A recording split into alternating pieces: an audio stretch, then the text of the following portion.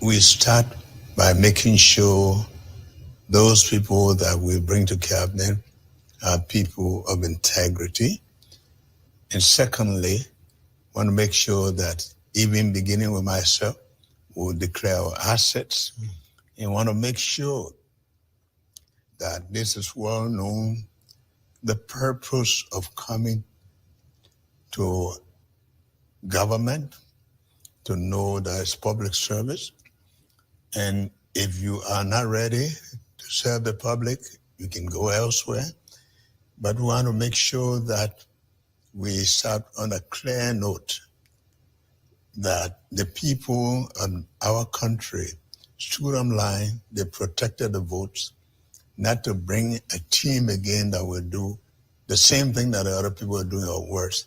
So it's a clear message, declare your asset, make sure that we are prepared to audit the outgoing government so that they tell the librarian, and to make sure that we start on a footing where people know that they come to serve the public and not themselves. If they don't understand that, they actually fall where it may. Mr. President-elect, you talked about asset declaration starting from yourself and the people who work with you, as well as the outgoing administration. How do you plan to avoid the semblance of targeting people? Because some people will say these are politically motivated to tarnish their reputation or to go against them, people from certain tribes or specific parts of the country. How do you plan to avoid this? We are aware of that. And when we talk about auditing, it's not going to be a Liberian auditing. We want to make sure that our international partners work with us for a public tender, for competent and renowned auditing firm that will be qualified at an international level to make sure they come on board to do that. We are aware of people saying witch hunting, but I don't think it's witch hunting when you have to account for your stewardship, but it has to be done in a way that is well established, entity with reputation to make sure that it audits and make sure that it reports to the public the findings. Sometimes people say that politicians make lofty promises when they are campaigning, but when it gets to governance, it becomes different. Today we have a new authority that is ushering in, led by a deacon of F4 Baptist Church. Yes. And we believe things are going to be okay. We need your prayer. We appeal to all the radio stations to promote peace, to stop destructive racism. When you ask the international community to come, they are committed themselves to come with investors, to invest. And you are threatening protest, you are threatening trouble. Our war is finished. Amnesty has been put into place. There are amnesty laws on the board. And you put it on paper, you want to bring one go. Even by the fact that you are announcing one go, you fear the people. Because we got thousands of people who are prepared to be fed and be kept after us. The war is over. Develop. What is the contribution? What is the contribution? You think nobody have fought before we are lying to them catch us? You get the black people, you get brown people, you get Bassa people, the whole country was upside down. God has brought peace, let the peace begin. See? This is not correct. Because the more you talk, the more we respond. The investors say, I cannot put my money into that. And this is why they try to cause examination. Can you not have it that Joshua Bayi is a preacher of Jesus? Are you not happy? Are you not happy? Those who go to speech, I will soon say that the bishop will soon come. In Liberation Day, everybody happy. We are rejoicing over the defeat of the old regime. We are rejoicing God bless our effort to bring a new regime. Then we'll sing down with happiness. You go to write paper for that 79-year-old man. He's struggling to read. Then you go there, I will tell United Nations, I will tell US, I will bring one for here. Because you think one for a Johnson? And by the time the old man was reading, when he got to the place,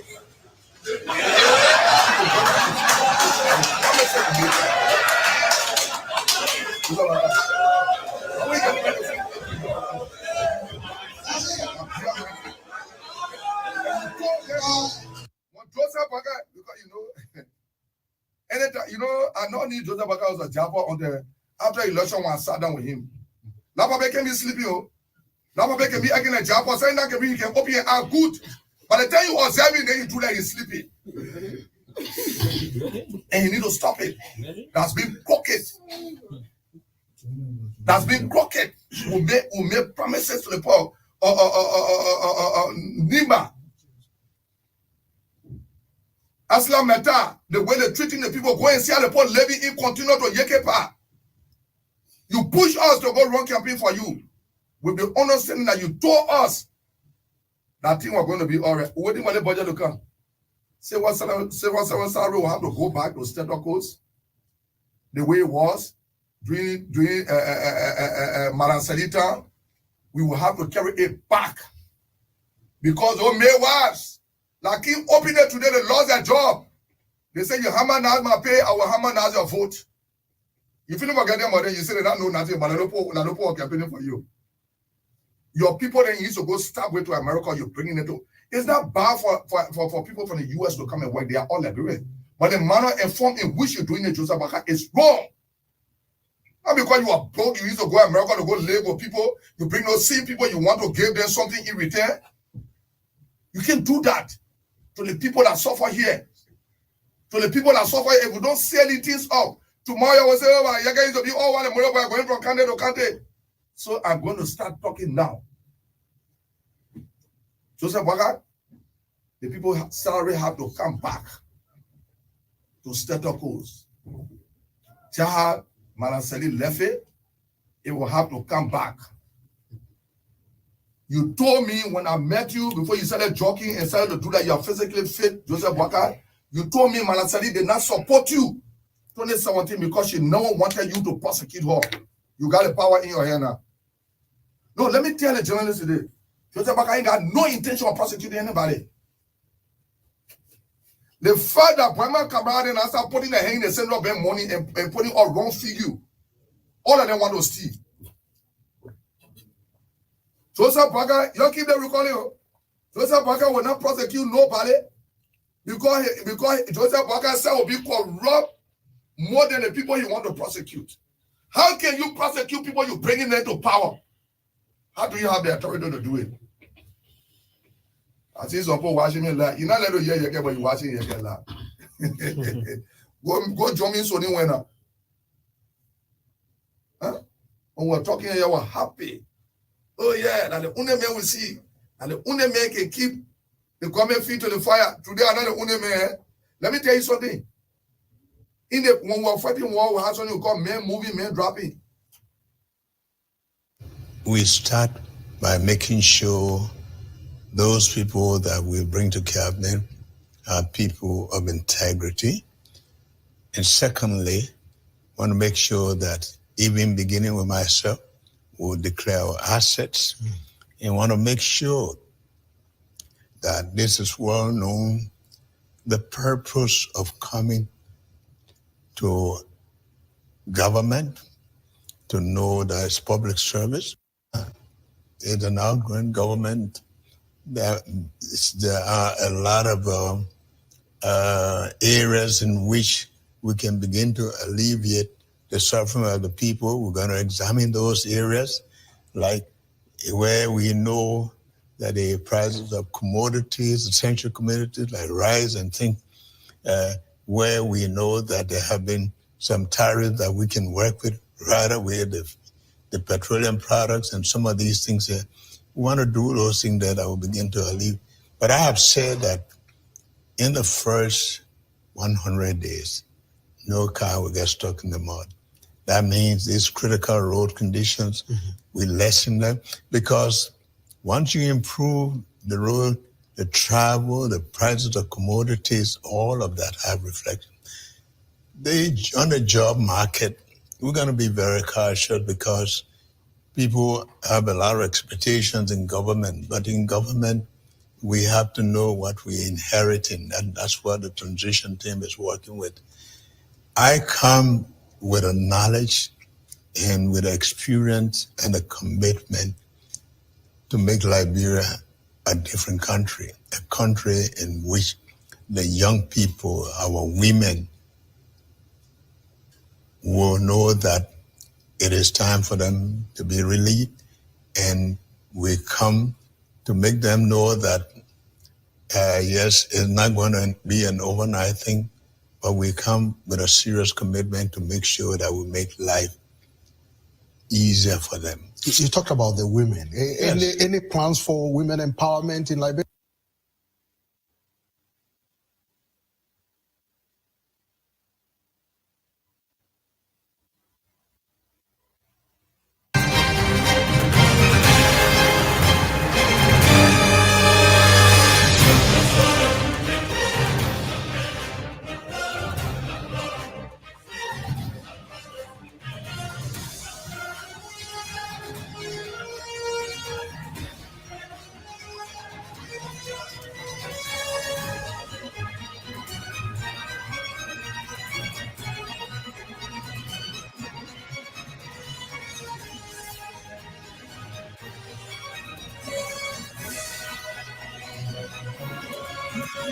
Yes.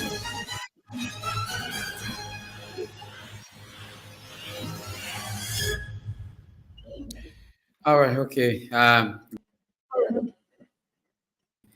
To each and every one of you, welcome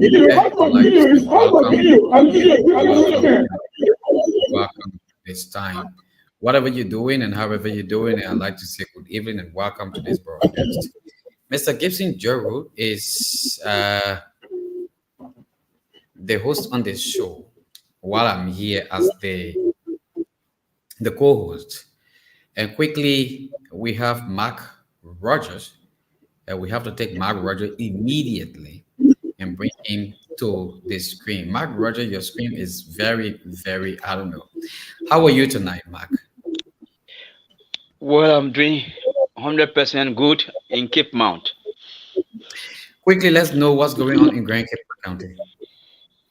Well, for Grand Cape Mount County, early this morning, a 9th grade student of Sinje Public High School died after taking the narcotic substance called Kuch. He died at the Sinje ECOWAS estate, and the estate is where the integrated civil union were brought from Mosurado. He lived there. He's a student.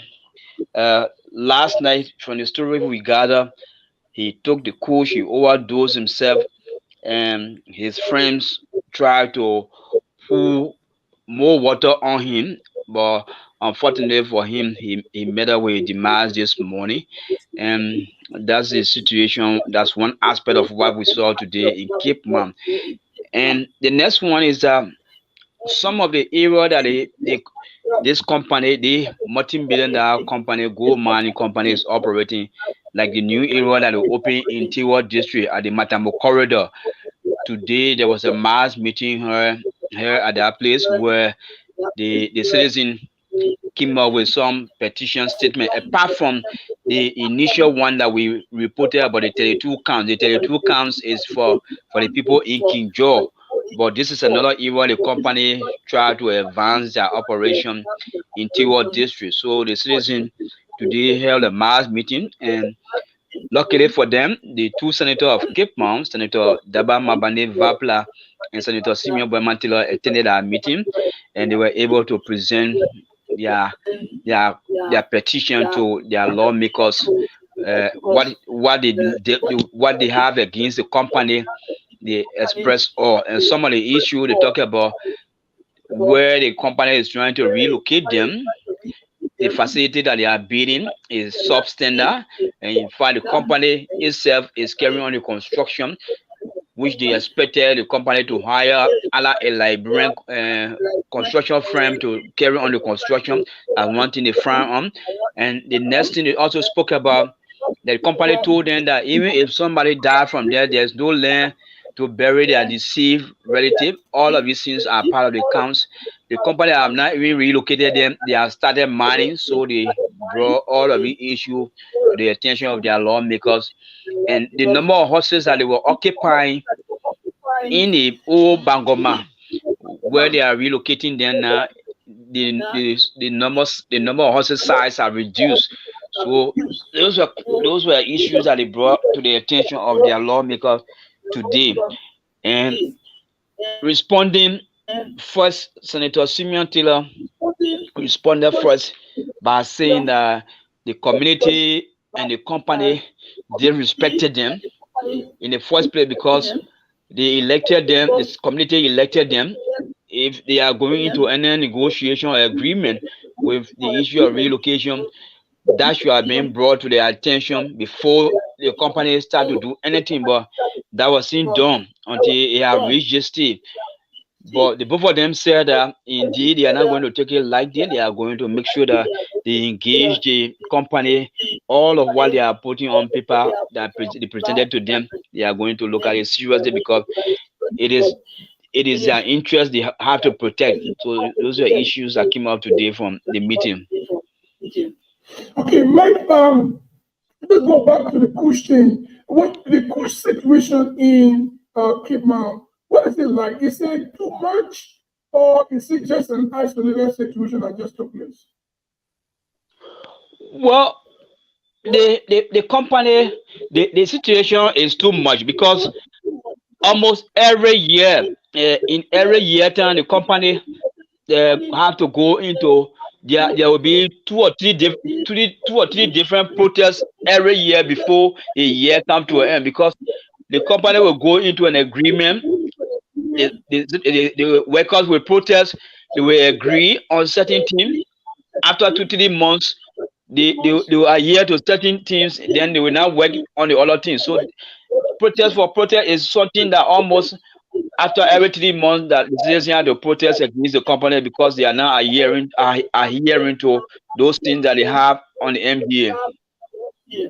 Okay, let's stay with it. Let's stay with the company for now. I'll ask you about Kush, but let's stay with the company for now. Are they employing citizens of Cape Mount County, or are they taking employees from other places and bringing them to Cape Mount? Well, right now, as we speak, the experts themselves, they are more than the Liberian citizens that are working on the mine. These are things that the people try on. We have people coming from different counties. Whenever the other citizens from Cape Mount protest against that, the company will tell them that the people are Liberians and they are entitled to job too. They are bringing people from other counties coming to get a job. And this is where the protests continue to come, because if you look at the number of people from Cape Mount that are employed, not even employed, but they are contractors. After 6 months, they put them down. And this is what happening. And that's the reason why the people continue to protest against the company until the right thing is done. Let's go back to the Kush story. I'm interested in that Kush story because it has to do with drugs. Is there a rampant use of Kush in Cape Mount? Indeed, it is a rampant use of Kush in Cape Mount. Cape Mount, as we speak, Cape Mount is bordering the Sierra Leone, and Cape Mount have 57 plus entry points, and all of the 57 plus entry points in Cape Mount, only five have been manned by state security. The remaining 52 are just vulnerable. People come in with these narcotic substances at any time. So it is a rampant use of it. And with the recent pronouncement made by the president, and he also going to the drug tax and declaring drug as a health emergency. Everyone now, even the community wide forum, even the community radio that they are going to engage in, all of the schools, they are going to engage in every community so that they can all help the LDA to combat the issue of Kush. It is rampant as you. Okay, Mike left us before people will have a chance to. I don't know why your voice is coming. I don't know why your voice is coming like that. I think you have to use a Bluetooth or see how best you can. I'm using the 4K camera, but I don't know why it is like that. The voice is very off. I'm testing these cameras.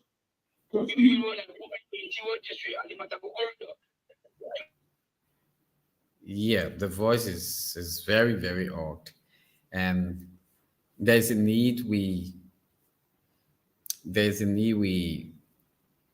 do some sort of adjustment. We have to go to control panel, and then we see how best we can mute that particular camera audio and use the audio you've been sending. We use the camera and use the other audio, and just to go in and see. But we have Mike Rogers back on the line to be able to end his story. You have to unmute yourself. Mike left the line already. Okay, so let's see what you go ahead. Is my voice all right? The voice is not okay as it used to be. Okay, let me see. I'm using a different tool here. Let me see. And close the microphone that is being used for that camera. The camera is clean, but the audio is coming very bad. You can hear me, right? I can hear you. Yes, I'm here. Yeah, Mark Rogers, let's take you quickly and then be able to do some settlement of our audio from the US. Let's conclude. What other information you have tonight for the people of Liberia? Well, the other information I have for the people like Bureau, Cape Martinians are in high gear, and they expect more of the citizens being appointed by the president. One of the issues now that everyone is waiting now is the issue of the appointment of the county superintendent and local authority district commissioner. That is something that everyone now trying to wonder when uh, President Wakai will start to appoint the local authority, because as we speak, the county is being run by itself. The former officials, uh, they are throwing in the vehicles that were bought from the county social development fund. They are already throwing their 3 vehicles over to the Liberian National Police. It's packed now in Robertsport at the police station. So the county is now being run by itself.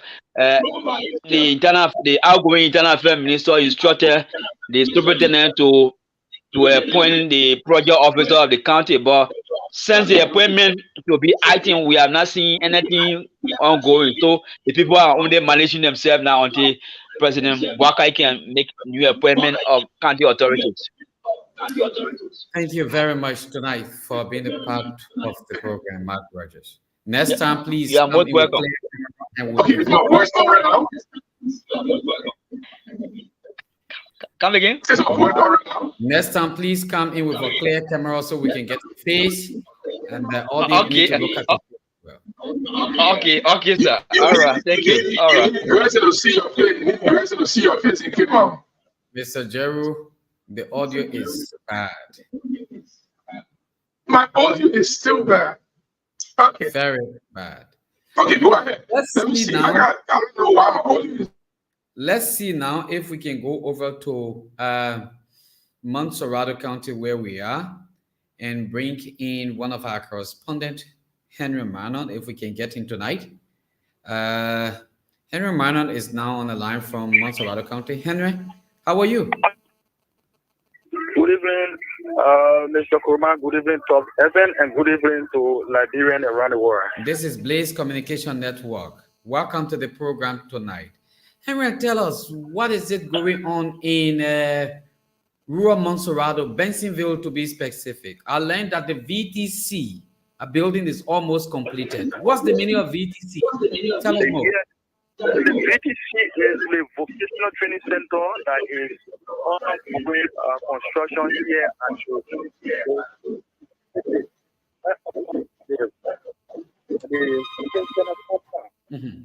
And so we are seeing that people have already started rejoicing, but are seeing the roofing of the building.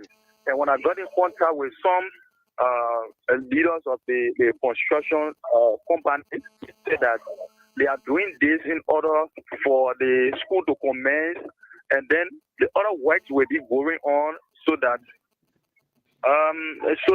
they can start to carry on faster, because the time is already against them. So Resco, which has the contract, have already started to roof the house, the one that is facing the superintendent compound, and then after that they will be targeting the dormitory and the other service area in the compound. And so I talked with a lot of people today, and they expressed joy. They were so happy, like the school have already started. And so what I asked was that if registration was already in progress, but they told me that in the next 1 or 2 weeks, registration will start, and they will start to recruit students in order to start the classes soon. Tell us more about other stories tonight about Bensonville and the rest of the Montserrado County that you know that you can cover. What is it that's happening there as well? Give us some human interest story if you do have one. Yes, another story that we are tracing is about those drug enforcement officers who are in Benton. Yesterday we saw a pickup full of police looking around, trying to get those who are we refer to as disadvantaged youth who are taking in drugs around. But interestingly, one of the officers who is undergoing training, which we know by the name of Bali man from the local cities, he was also allegedly captured or tracked down with some drugs, which we don't know the quantity, but we are still following it in order to get it live on our program. So this is one of the major trending issues here, which we are following tomorrow. Again, we will be there to see how we are there to see. But it's one of those that is just reputed to be the eye of the DA here. And now that they are tracking down, but the interesting part is that it's not embracing. We don't know what is going on. We keep asking, and we will keep to get what will come out of this delicate case. Okay, thank you very much for that report, and thank you very much. It's my pleasure to be on your program. Okay, that's our correspondent in Lower Montserrat County there. And thank you for bringing those issues. I don't know if my voice is better now. Emmanuel Zaza, you please look at tell me if my voice has improved. Otherwise, I got to get off and come back. The voice is okay now. The voice is okay now. So my voice is okay. Thank you very much. Yeah, ladies and gentlemen, we want to say welcome. Yes, Shegu is still there trying to get a hold of our correspondents in the various counties. Trust me, this program will continue until we are better, because right now people are not used to this program, and the news is going, and people are calling me and telling me that it's a very great thing that some of them watch the program after we broadcast. So they are loving this program, getting stories from the Leeward counties. We hope that Oliver Zille from Grand Jeddah will come up, because we have a very intriguing story coming from Grand Jeddah with the funeral, the wakekeeping of the Honorable Guillaume, Ero Madison Guillaume, who passed away recently. He is being interred. He's been taken to his final resting place, and we want Oliver. We hope Oliver will be here. Thank you very much, Emmanuel Artist. The audio is perfect, and I want to say thank you for those of you who are all there. That we see if Oliver is here. Oliver sent us some pictures of the wakekeeping. We have several people going to Grand Jeddah, including Yeke Koluba, who happens to be an in-law in Grand Jeddah County. And we hope that everything went well there. Shegu, if you have somebody on the line, let me know, and I can just give you a chance to do your thing. Definitely. I have Mohammed Sharif from Bomi County. Mohammed, good evening. How are you? Let's say good evening, and let's welcome everybody in tune to Blaze Radio and television tonight. Mohammed, thank you very much for being a part of the program tonight. Tell us what happened in Tottenham Bright, Bomi County. Bomi is relatively fine as we speak, except, they call by one steering bill from the Maher War calling on the Bouagakoun administration to ensuring that they can rehabilitate, the feeder roads within the wall. What do you mean by feeder roads within the wall? Tell us more about that. When we talk about feeder roads, you're talking about, according to Stephen Pugh, since a decade now, since the phone of the invasion of the Maher War, you talk about farm to market road. It has been a kind of challenge. Citizens in the Maher War, you talk about 150 towns forming part of Maher War. Under Maher War, citizens have been yearning for good roads. They have been also yearning for, because the area we're talking about is adjacent Tottenham City, and legislature came, went close to the wall, but never enter the war itself. So they are also calling for this government to ensure that the legislature can go there and also place heavy equipment on their feeder roads, so ensuring that farm to market road can be accessible by the citizens. Okay, so besides the issue of feeder roads and other things, do we have any other story from Tuckman-Bride, Bomi County tonight? Yeah, so as we speak, there are citizens. You talk about over 500 citizens benefiting from the Trash Aid Humanitarian Incorporated, where you're talking about people who having ear problems, they suffer from ear complications. They are now benefiting free ear testing and that of treatment from the Trash Aid Humanitarian Incorporated. On a free-of-charge basis, it's a humanitarian or religious humanitarian organization that was established since 1998 in Brother Jatuno town, and the executive director of that religious organization is one Reverend Mianta Salif. According to us, since 1998, since their establishment in Brother Jatuno town, they have been, treating people that are having to do, people who suffer from ear problems, and also providing opportunity for students, especially you talk about students who doing health science at the Cottington University, and also providing seating for farmers. And in fact, people who also, who never did, education, who never went to school, people who never acquired formal education, they're also doing, providing, some assistance to them, ensuring that they can get involved into money making or finding means so that they can earn their living. But as we say, citizens over 5,000. They are, including now to benefit from this gesture from this religious organization. Thank you very much, Mohammed Sharif from Bomi County. Let me thank you, Sheku Kuroma, for joining Bomi on your platform tonight.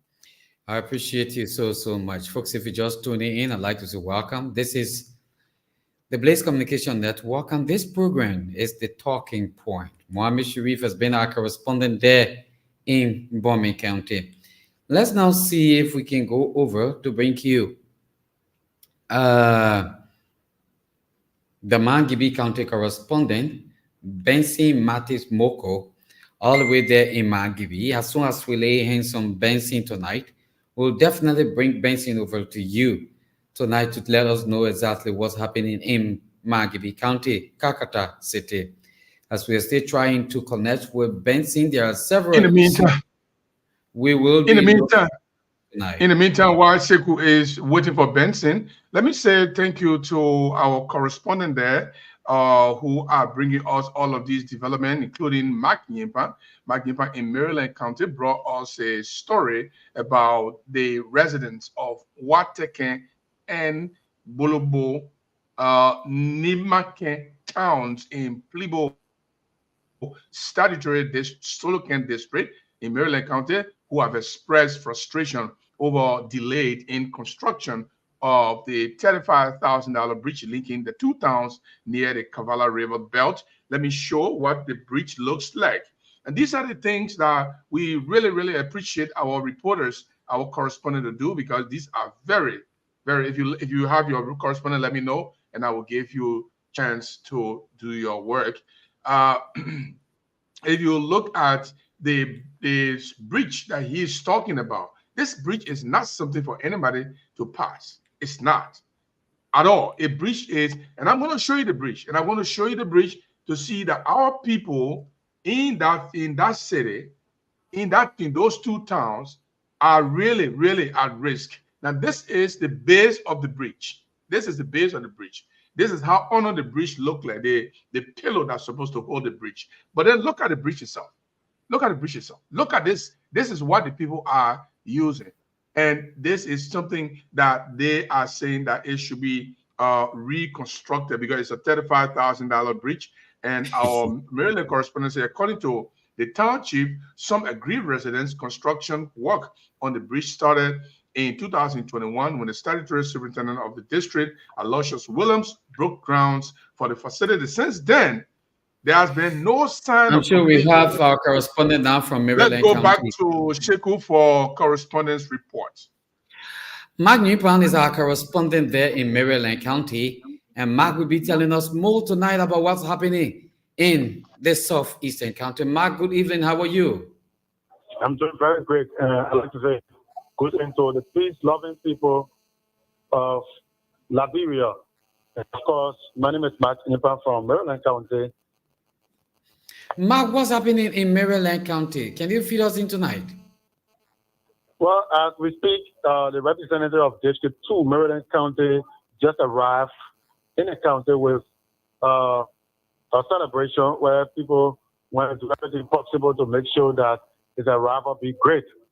And another issue has to do with a celebration by one of the renowned businessmen in Cleveland by the name of Mr.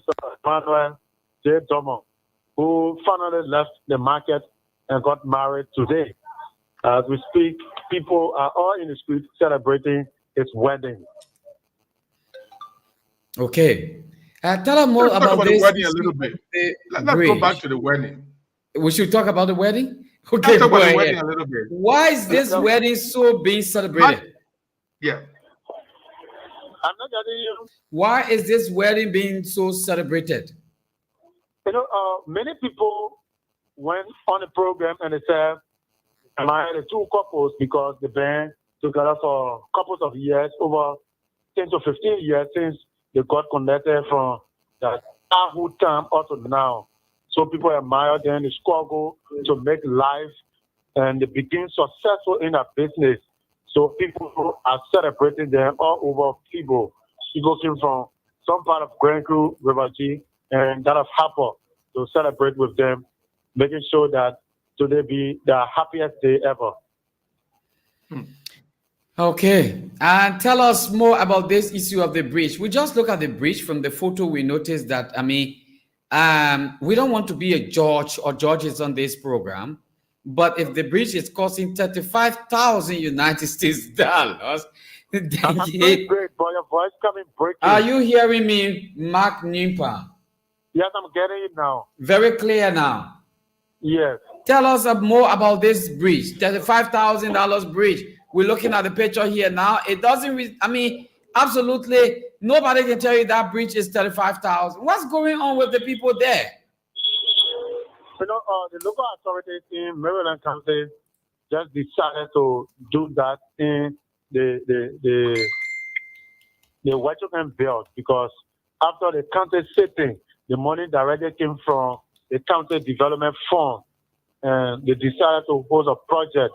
But according to the town chief, he said they told the engineer and the local county authority that that monopoly spot was not conducive for them to construct a bridge. But the engineer forcibly told them that it was a spot that the county authority mandated that the bridge should be built on. So they built the bridge, but unfortunately, the bridge did not last for at least 1 month after they completed. In the process of backfilling the bridge, the whole bridge just fell in the water. Wow. Yeah. And residents of the town said the equipment they used to build the bridge was not equipment for a bridge. Is that they used house materials to build a bridge like the steel rod. Is that the steel rod they used was not steel rod to be used for a bridge. There was steel rod that you could use to build your house, but not bridge. But everything they said, they put forth local authorities in line with the engineer, which is Sami. He told them that it was mandated by the local authorities, so he could do nothing to change anything. Thank you very much, Mark Newpan, for being with us tonight. Let's now go over to bring you Bapolu correspondent. He's Henry B. Boluma. And as soon as we have Henry Boluma here tonight, definitely we will be bringing Boluma over to your doorsteps. But at the same time, we still have Grand Bassa correspondent standing back, and we hope to have him tonight to let us know what's happening there in Grand Bassa County. His name is Musa Alexander Musa. Hope we have him tonight on the program, but if we can, we'll go over to bring you Henry Boluma from Bapulu County, just in case we can have Musa. You want to take it from me until I get the correspondent? Yes, indeed. As you say, as Sheku is waiting for Henry Boluma from Bapulu County and our man there in Musa from Grand Bassa County, we want to just stress the waste that government always experience, giving people contract and they cannot do it. Can you imagine this kind of bridge that was constructed? This kind of bridge, and look at the base of the bridge. The base, I can even do. I'm not an engineer, but I can do it. We have Henry Boluma right now on the line from Bapulu County.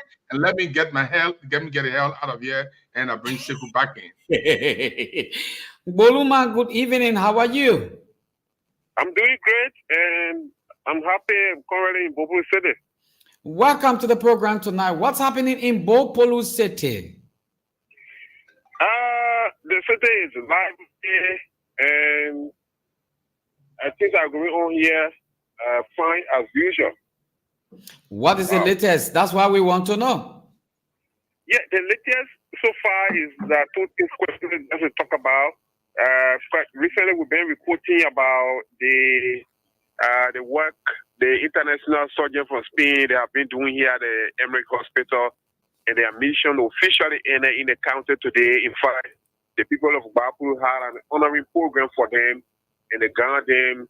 And then before they departed the county today for Monserrado, and they will be headed for Spain tomorrow. But during the honoring program today, the county health officer said that they conducted over 200 cases, different cases at the Emmerich Hospital here in Bopolu City. So some of the beneficiaries who also attended the program commended the health workers for being a blessing to them. And so the people of Bapulu, they actually appreciated the work of the doctors, especially the one that came from outside of the country, and they tell them thank you for coming to this part of the country, to this part of the world, to serve other people who do not even know. So that program was here at the Bopolu City Hall today, and before the people then left today. And then after that program, I also had an opportunity. You know, we have this Biochico mining company in Bapulu, and it is a Chinese mining company. So they are also operating here. They signed a mineral development agreement for 25 years with the government. And so they started exploration of the iron ore. And we are already in a Chinese independence period. So today they officially observe their Independence Day on their mine. So they invited local authority and people who are in the affected community as well. And they attended that program where they gave some gifts to them. They shared their history, the Chinese history to them as well. And some of the people who attended that event, they also used the event to express their dislike about the way the Chinese company is operating. They reminded them about their social responsibility, what they agree on in an agreement, in a mineral development agreement. For example, if you check in that mineral development agreement, it says that every year the Biochico is supposed to be paying $500,000 to Bapulu County as social contribution. Since that agreement was signed in March 2022, this coming year, March 2022, will be making it 2 years. They have not been able to contribute any money to the county. In the agreement, they also talk about 80,000 every year as social as scholarship fund. That 2 years is about to go now. They have not done yet. Land rental fee. So all of these things, the Chinese people, they were reminded today during their anniversary, and their country director said that they will work on them. They're waiting for the government to do appointment of the new superintendent, and so that they can see what they can do to start responding to some of the social responsibilities stated in the mineral development agreement between the Biochico Mining Company and that of the government of Liberia. Thank you very much, Henry Boluma. You know, let me just say this before Henry. Henry, can you hear me? Thank you. Henry, do you hear me? Yeah, I get you. You getting me clear? Henry, can you hear me? Yeah, I get you now. Okay, Henry, here is the thing. I'm going to send you $5 for your squash car so you can report better, because what you did tonight is the way we want people to report. You were fluid, you were connective, and you were clear. So I was saying, Sheku was saying you $5 for your squash card tonight. Okay, thank you. Yeah, you're Thank you, welcome. sir. Yeah. Thank you very You know, much, Sheku, Henry. this is what we need to do. I think the brothers reporting were very, very fluid. You see Excellent. that he was connecting the issue without breaking, without presenting it like he's not serious. He is very on the point, professional, you know, good English, and was connected with the issue and connecting them. See how he came from the expatriates, the hospital, from the hospital, and coming straight to the other issue and just fluently going. So you should send him $5 tonight. Let him buy a squash card. He deserves that $5. The next time he does more than this, we increase it to $10. That's what we want people to do here, and we'll continue to do to anybody who does well. And you please me, we're going to do the same thing. Thank you very much, Sheku. Thank you very, very much. Let's now see whether we can go over to Banga City. I'm trying to see whether we can get Ramsey Clark. Ramsey is our correspondent there in Banga City. Let me quickly get Ramsey Clark. He needs to tell us tonight what's going on there in Bong County. And as soon as we get him, we'll push a line through so that he let us know what's going on. Ramsey is now on the line from Bong County. They better let people home. Ramsey, how are you?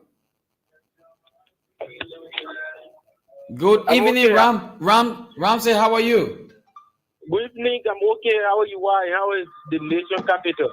The nation capital is very much fantastic. Let's hear you tonight. What's going on there in Banga Bong County? Well, Bong County is fine at the moment. Bong County is fine, but there are concerns from the citizens here in the country. Mm-hmm. Recently, you may be aware there was an election conducted for the county leadership. Okay. The citizens concerned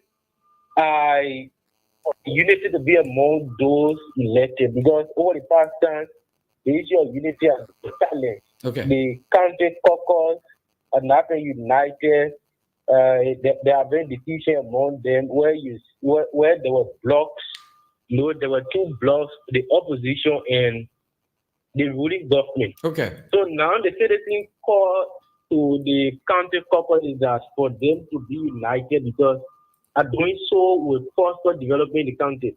Over the years, there are different parties around that are not being completed, and they attribute the completion of the different parties to the disunity among the caucus. So they are calling them to unite for the common good of the country, and they also ensure that the country benefits more from the Wakaku administration.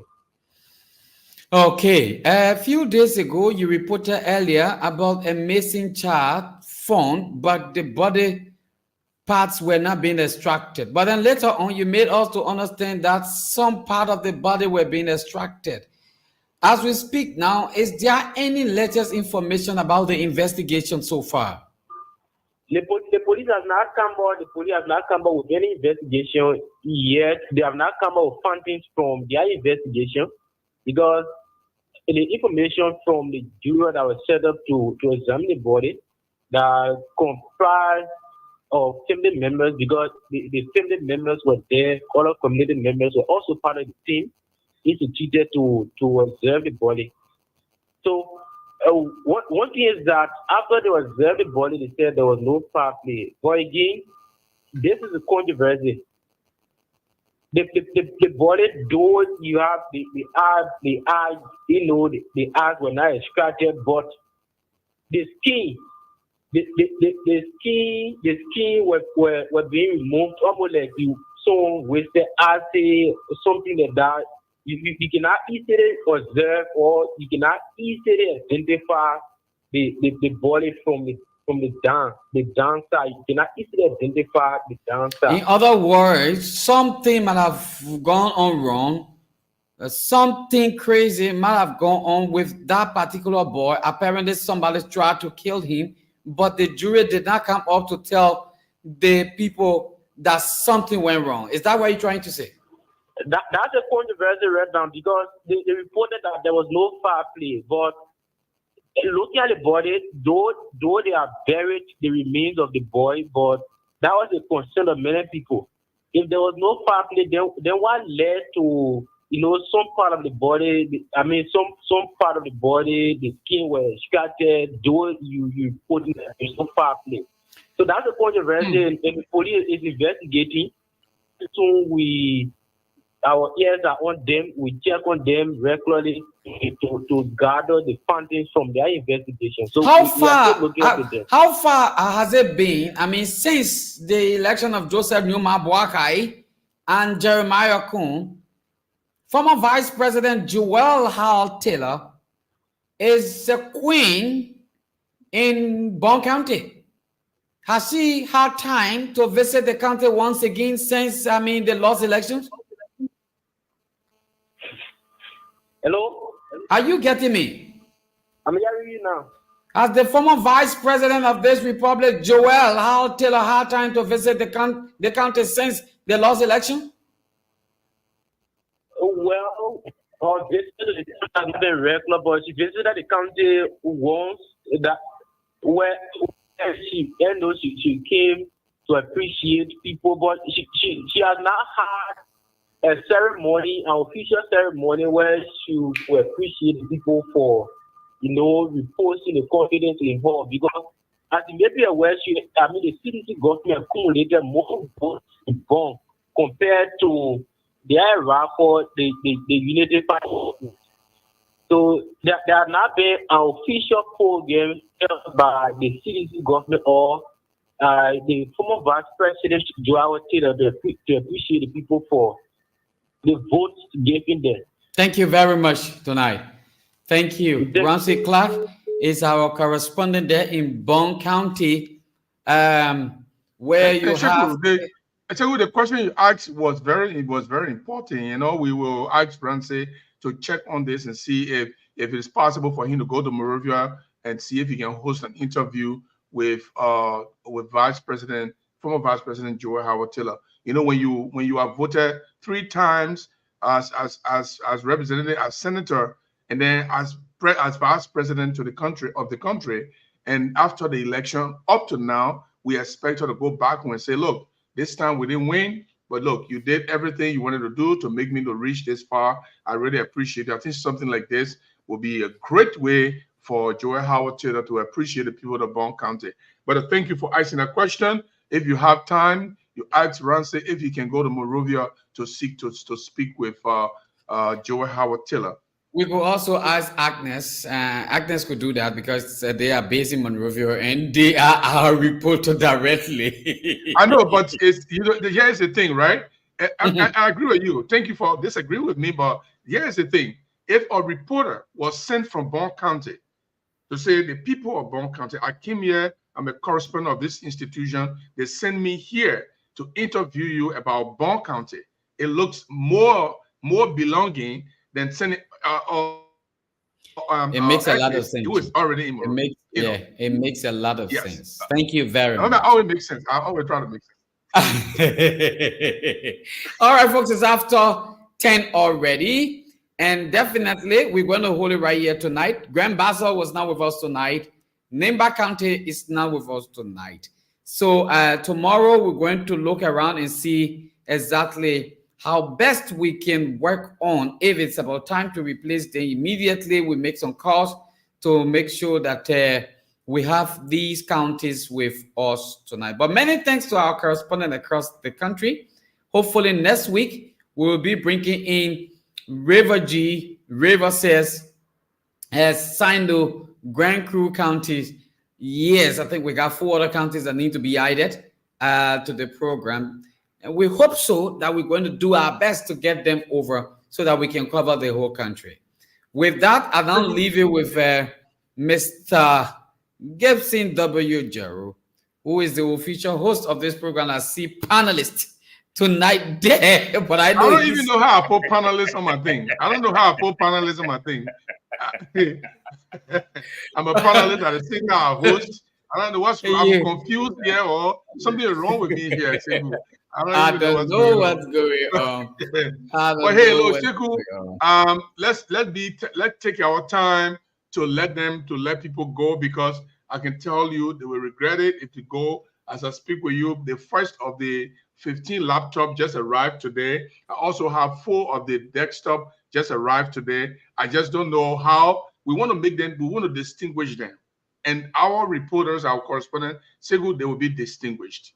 Among all correspondents of all institutions in Liberia, our reporters. We have our iPhone already arriving in their numbers. We have all our interview microphone for chest microphone and for the phone microphone. We have our tripod that they can use. We got 17 tripod already arrived. We have our earpiece that they can use. The earpiece, I can give it to the person I'm interviewing, and I can call from here, and he will hear me, and the interview and the guest will hear me. Everything already arrived. I don't want them to regret, and so we want them to be part of this process. You give them a call and see if they can buckle up, because they are going to love this. They are going to. We're not joking with this thing. Ladies and gentlemen, welcome again. This is our list. And Benjamin Bros was able to tell me that since we came back from Nimba County, he had a knot in his throat, and then where he is, there has not been network in Bensonville. There he lives, but everything is going to be okay. More precise, Shakhtar FM has been off, but they just brought a brand new generator on the compound for the Lone Star network, because they are also using the Lone Star current. And so hopefully Monday, this program will start being relayed on Shakhtar in Carisburg. That's what he told me. He's now recovering a little. I'm glad you tell me that he's recovering, because I was really, really worried that we're not hearing from him. I just felt that he was sick. That's what I was on my mind. I thought he was sick, and that definitely not his true. But at least he could call you, and then we will all know. And Sekou, you realize that, look, to be honest with you, let me just say thanks to all our correspondents, everybody. People are calling me about this program. We don't have as much people following here as we expect, but as we go along, we will have people following, because the people like to hear from their counties. And once we report more from the counties, we have more people being interested in this program. Of course, yes. Everything about other media is just about Monrovia and Monrovia. And we bring in information directly from the county. I'm not kidding, Sekou. I'm not kidding. Media colleagues who listen to the program after and war and stuff like that, they are calling me and say, Gibson, no, this is really, really good. I want you to continue that. Then, Sekou, if we add the 16 dialects, you just imagine what's going to happen. So, we're going to control. I know how we do that. I know how we do that, because I know how we do that in our interview. What we're going to do, it's easy. We're going to have like 30 minutes, and the camera will focus on them. They come. The news we have, they will pull in the dialect, maybe 3 per day, another 3 per day, another 4 per day. Yes, and then they do their reporting, and then we come back to our program. So you got a camera in the studio. You got 2 cameras in the studio there. 2 people can sit down. You shoot on one, you shoot on the other person, you shoot on the other person, and then that's it. And then when they finish with the report, our correspondent come and report on the same thing. And then, look, it's going to be fabulous. It's going to be fabulous. But hey, guys, look, I'm happy that we are moving slowly but surely. We're going to get there. It's not easy. First of all, we want to say thank you to Joseph Boakai for going to declare his assets. I know nobody expect me to say thank you. Why wouldn't people expect me to be thank you to say good? Why wouldn't you ask? I don't like when you laugh like that, because maybe look there. I'm fake. I'm not faking anything here. Thank you, President Joseph Boakai, for. I didn't say that. I just told you that Joseph Boakai was going to. I just told you that Joseph Boakai was going to declare asset, because when Joseph Boakai appeared on this interview, we start by making sure those people that we bring to cabinet are people of integrity. And secondly, want to make sure that even beginning with myself, we'll declare our assets, and want to make sure that this is well known. The purpose of coming to government. Okay, so when Joseph Boakai said here that he was going to declare his asset, I took it for a word. Now, the only problem I have here is that though he did not say publicly in that particular, he said he's going to declare his asset. So right now the question is as to whether the asset will be declared publicly the way it has been declared, whether the record is going to go straight. You also have a clause that. Well, I'm happy. I'm happy. I'm happy that he declared his asset, but Shegun, still we got something still left. While we are telling him thank you for declaring an asset and doing the drug test, actually, Yeke Koluba say he should do the pound one test too. I don't know if he's going to do the pound one test. For me, it doesn't make sense. Why. They say the woman can drink palm wine. I don't know where somebody came from. They said they probably can drink too much palm wine, so they should do palm wine test because they can make people drunk too. But Yeke Koluba, you got a tip there. I don't know if you're able to play that for me. No, but I have it. I have Yeke. Why you're looking for it to play? Once you get your hands on it, just go ahead and roll it. But at the same time, Joseph Boakai is doing great for now. He declared his asset. He went and did his drug test, but unfortunately, we are not declared it openly yet. We have to put it in the media. This is Yeke Koluba here. Nimba. Aslam Meta, the way they're treating the people, go and see how the Paul Levy in continue to Yekepa. You push us to go run campaign for you. Say what someone sorry need to go back to status quo that the promises we made to the people. And when you getting ready to say Kodo King Joe, our people being harassed by Bia Martin. And we told them when Joseph Boakai, because anytime, I know Joseph Boakai was a jabber on the after election when I sat down with him. Lapabe can be sleepy.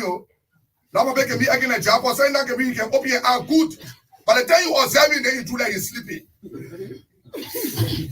And you need to stop it. That's been crooked. That's been crooked. We make promises to the poor. Nimba. Aslam Meta, the way they're treating the people, go and see how the poor Levy in continue to Yekepa. You push us to go run campaign for you with the understanding that you told us that thing was going to be all right. Waiting for the budget to come. Say what seven salary will have to go back to state codes the way it was during Madam Salita. We will have to carry it back because those May wives that keep opening it today, they lost their job. Okay, good. We'll have time to play the whole thing. Send that video to me. I will look for that part there where Yeke Koluba say he should go and look for. In fact, he repeated that. Why is it? Why are you afraid for your boss man to go, your president to go do pound one test? I'm thinking no pound one test because the other day I'm alone drunk 1 whole gallon of pound one. I'm not going to take that test. It doesn't make sense for Joseph Boakai to go and take a pound one test. That's my very first time hearing it. So for me, it doesn't make sense. People drunk. But this thing is not about liquor. It's not about liquor. It's about drugs. Now listen, there's another news I want to give you tonight, Gibson, Jerry. The people who started sweeping in the street the moment President Boakai was elected, the people who started sweeping in the street, they've come to know that they are a little above 10,000 persons. Now, earlier on, they've told these people that they were going to give them $150 United States dollars each. Now, after they did the calculation that if they gave these people $150 each, that would be an exorbitant cost. They've decided, and this is the first place the noise will come from. I heard them saying it today. They decided that from the time these people started working and up to now, they will give them a certificate with Joseph Boakai's signature. That's where the people will expect the very first protest. And if that information is true, I am urging whoever that is working on that to change it. The people deserve better. Okay, thank you very much. Let me introduce something very interesting here, and I know you would love to discuss this. I want you to see this picture. This picture has to do with the wives of the armed forces of Liberian soldiers who died. So they call them widows of the soldiers. And today they blocked the Roberts International Airport road, the highway, because the wives and widows of the current and deceased soldiers of the armed forces of Liberia, they gave Joseph Boakai 24 hours ultimatum to dismiss a minister that Joseph Boakai nominated. And that minister is Major General Prince Johnson. Overall, what the women call, they allege that he maltreated officers and personnel of the armed forces of Liberia. Now, you see, this is a novel action, because this is strange. This is like a rebel time when people used to block the road. And I don't know where they come from with the idea of putting all these things on the road to block the road. I think they wanted to talk to Joseph Boakai. But here is it. Let me hear from you, Sheku. What do you think about this? If I say something, people will say like something happening to me. Why would they blame Prince E. Johnson? That's a question I want to ask, because Prince E. Johnson was the chief of staff of the armed forces of Liberia. Now listen, you have the defense minister, Daniel Ziangai.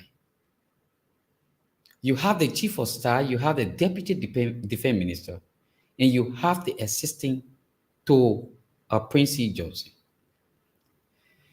If you go back to look, there was this issue with former defense minister Brandy Samukai. It was alleged that he was responsible for some sort of money under the Ellen Johnson Sirleaf government. And because of that, when he won as senator for Lofa County, all the political games were being played and he never took office. They declared that seat vacant. Someone else ran on it and won in favor of the CDC. Where has that money gone? Has it been replenished? He went to court. The court found him guilty. He should have been behind bars until the money was being collected. At the end of President George Williams' administration, he received an executive clemency. Let's come back. Was that money still given that was misused? No, it wasn't given. Under whose administration that the money for the soldier was being mismanaged? So is the defense ministry now being run by the chief of staff of the armed forces of Liberia? What mechanism, how did they come up to ice? Look, this identical issue, Gibson Jerry, is highly political, and they may have had some people playing political games in it, because apparently they don't want Prince E. Johnson to be. I actually agree with you. It's political. I agree with you. It's political. But here is the problem I have here with government officials. They continue to drag the AFL women stuff. First of all, the widows and wives of the AFL. I think we reach a point where they need to stop doing this kind of things. Let me be honest here, guys. And not because I criticize Joseph Boakai all the time, but I think they need to stop this. Okay, they have the right to say that Prince E. Johnson is not a good minister. He maltreated their husbands. He maltreated their late husbands and their current husbands. They have the right to say so, because if they think that he is not a good person, they can criticize him. They can petition the president to withdraw him, which is fair game. But I have problem always when I see warlike activities, because doing this thing remind people about the dangerous days of the war, when you put tires on the street, you put a log across the road, you put all kinds of chairs, old chairs, you put everything across the road. And what if the president was coming and he meet them like that, it will look confrontational. They can form their committee. They can go to the marshal. They can go and see the president. They can go to the Capitol building. They can give information to the lawmakers and say, hey, this man is not a good man. Don't confront me. But Sekou, anytime I see warlike materials, warlike action, things that happen during the war, that it brings cold chill to me a little bit. And I think it reminds people of the bad days of our time. But Prince C. Johnson himself, if he has dry bones in his closet, these AFL women must go to the Capitol building to go meet committee members.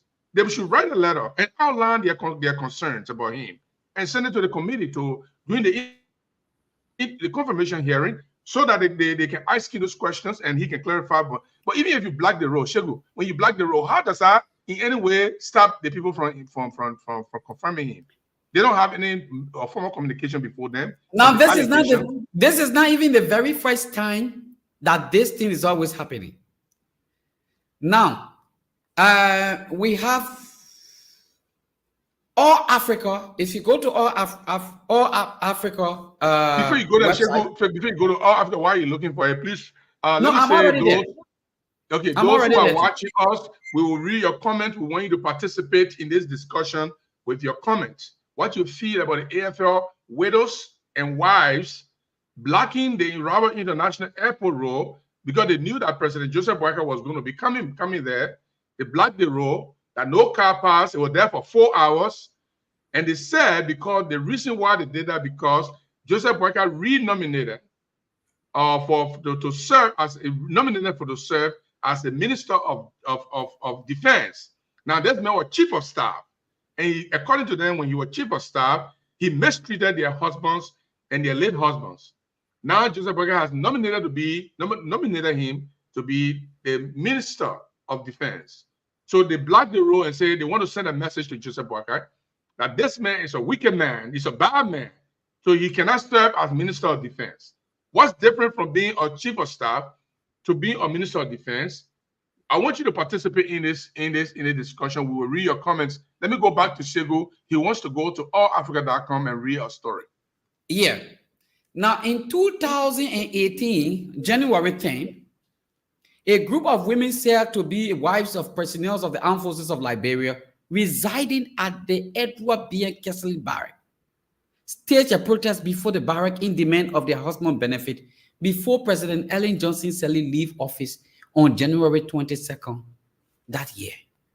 The women, numbering close to 100, blocked the Rabat Fee Highway and prevented vehicles from plying the highway for nearly 3 hours. Their action, which caused some travelers to miss their flight, prompted the swift intervention of the Police Inspector General and his deputy for operation, Colonel Gregory Coleman and Abraham Kuruma. That was not the end. Let me bring you another instance to tell you this is not the first time it has happened. Now, in 2021, April 7, Front Page Africa also reported a grieved widow of fallen soldiers stormed both the Barclay Training Centers and the Ministry of Finance on Tuesday, demanding the pensions benefits of their husbands who are ex-soldiers of the Armed Forces of Liberia. This is not the first time that women have protested for their husband benefit. During the regime of former Ellen Johnson Sirleaf, the women, on many occasions, took the streets and demanding their husband's benefit. Now, the paper could reach the Assistant Minister for Public Affairs, Sam Collins, to respond to the women's allegation as his phone rang earnestly. The aggrieved women told the paper that they have gone 3 months without getting their pension.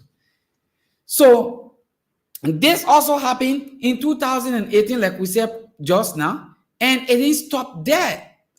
And Gibson Jeru, it never stopped there. It has come back again before Joseph Boakai took over. Just recently, before Joseph Boakai took over, they came back with the same thing, that January the 22nd was not going to be. The inauguration was going to be disturbed. So what I'm saying here is, when they started this whole issue of protest, Prince Johnson was not in the process. He wasn't even in the picture. So why now Prince C. Johnson? Well, I see a lot of people commenting already. Please bring your comment. We're going to read your comment to participate in today's discussion. Sheku, I also want to say thank you to our viewers. We used to be 3, 4, 5. Today we are 105 live viewers and still going up. We want you to comment. Put your comment in the comment section. We will read your comment. You participate in this discussion. But let me read something. While Sheku were enumerating those days that the AFL women they have been protesting, but there's something they are saying today. Let me read something from the Front Page Africa that broke this story, or that brought the story today. It's on their website. It said the women said the appointment of Prince C. Johnson to the new role is not in the interest of the soldiers, their family, and the widows and widowers of both living and dead men and women who served the army. They describe him as a dreadful. Now, I want you to take note of this, Sheku. They are describing this man. I want you to take note of this. They describe him as dreadful, bad, wicked person, power drunk. He let too much power in him. He got no sorry heart for any human being. Incompassionate. He can feel for people. Corrupt. He can steal. He can take government money. He can eat people money. And blood sucking vampire. Look, these are strong description of Prince C. Johnson. Let me read it again for our viewers who are listening from any avenue that you are listening to us. And I want you to put your comment in the comment section. We'll read your comment in a little bit. Listen to the description of the women of Prince C. Johnson. I don't know Prince C. Johnson personally. I've talked to him, I've interviewed him, but I don't know his character. But this is what it said. They describe Prince C. Johnson, as a dreadful, he's a fearful man, he's a mean man, power drunk, he like too much power, he's immune, he not get sorry heart for people, he's incompassionate, he can't feel for people, he is corrupt, he can steal people money, and he's a blood-sucking vampire. This is the one that interests me. Blood-sucking vampire. What do you say about that, Sheku? What do you say about that? How did they know? Have they been with Prince C. Johnson before? Now, what I mean, he's been sucking their blood. Women have their right, right? The women have their right to protest for their husband's benefit. And I think that should go exactly to the government of Liberia. So if Prince C. Johnson is not being given the opportunity to be a defense minister in this country, would that bring back immediately their late husband's benefit? This is a question that needs to be answered. I passed here this very day. Let me show you it. I passed right here this very, very day when they were on this protest. I passed here.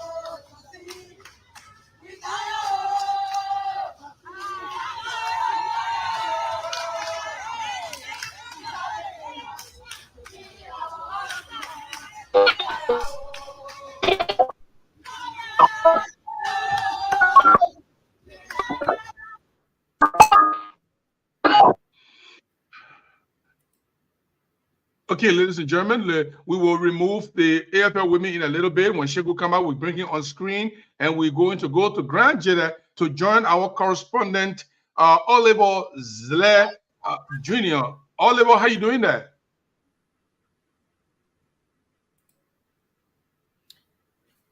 Oliver, are you hearing me? It looks like his they're having problems. His internet is having problem. It's buffering. We cannot get him. But let me go to while we are waiting for Abraham. Let me go to your comments here really quick here. This one is coming from, let me put it on the screen for those of you who have wider screen to be able to read this comment as well. This one is from Arthur S. Solo Sr. Liberia government don't listen to people that follow the process. And he continues. He said, Liberian government only respond to civil disobedient people. That's a strong statement. And let's go to Young Powell Collins said the Minister of Defense is the boss of the Chief of Staff of Army Staff. In other words, he's saying that even though he was Chief of Staff, but now he's taking a bigger role. And so Young Powell is probably trying to defend the women here. If Young Powell has the time, we'll put the number up and Young Powell will call. And we hear from Young Powell from Grand Jeda County. Arthur Solo says, AFL women issue, is this foreign or a new to JMB? And this one's coming from Usman Kroma says, these women protest before, but this is different from what Breakable Powell said. The reason why Prince Johnson is because he is a betrayer. Now, he added another description to Prince Johnson. He was a blood-sucking, he was a dreadful, he was an incompassionate, and he is inhuman. But this man, Breakable Powell says, this man is a betrayer and never treated the AFL rightly, according to him. Let me go to this one after Solo comes back. Listen, please look at our sister country, Cote d'Ivoire. I don't know what's happening in Cote d'Ivoire.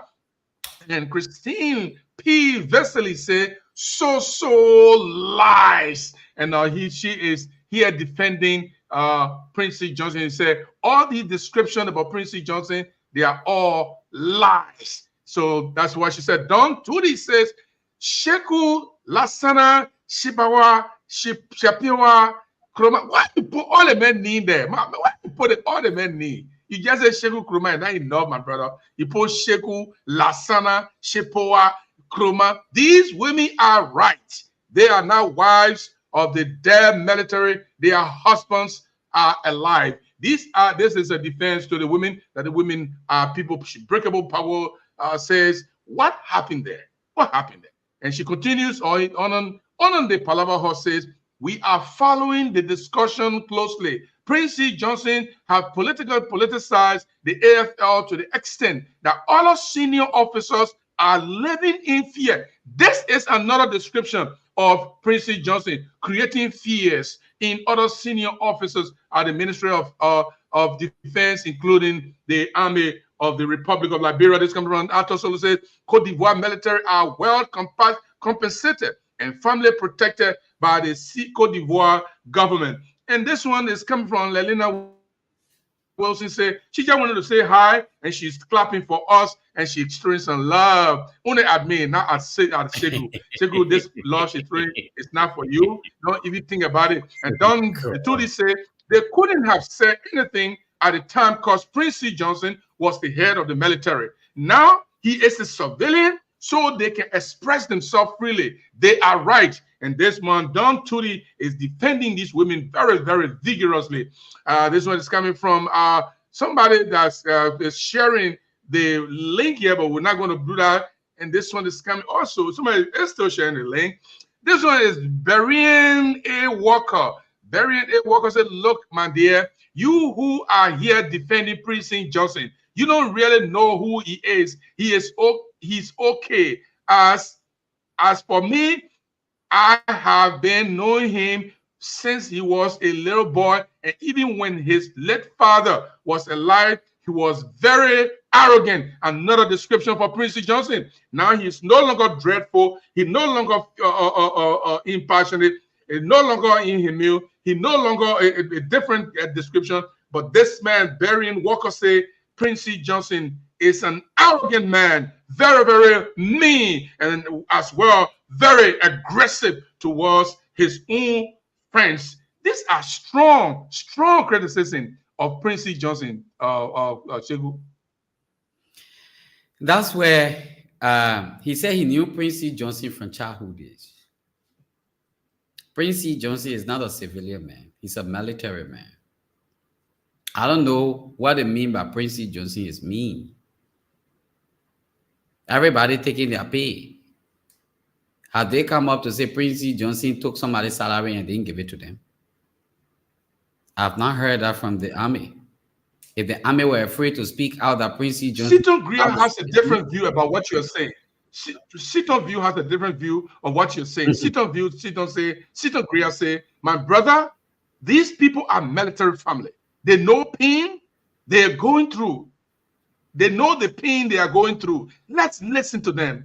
Let people stop defending what they didn't know about. Listen, Seaton, nobody is defending Prince Johnson, and I don't want anybody to look at me like I'm defending Prince Johnson. What I am saying here is going to the Senate to tell them to stop the confirmation of Prince Johnson will not bring the husband money back immediately as you deserve it or you want it at that particular point. So even if Prince Johnson is not being confirmed as defense minister of this republic, another person will also go there. So does that mean because he's not being appointed, meaning he's not being confirmed, meaning you're going to get the money the same day? This protest is not the issue they are talking about. The issue they are talking about. Let's go back to the issue. Let's go back to the issue they are talking about. They said this man didn't care about the armed forces of Liberian soldiers. Let me read this portion that they said. Prince Johnson over his alleged maltreatment of officers and personnel of the AFL.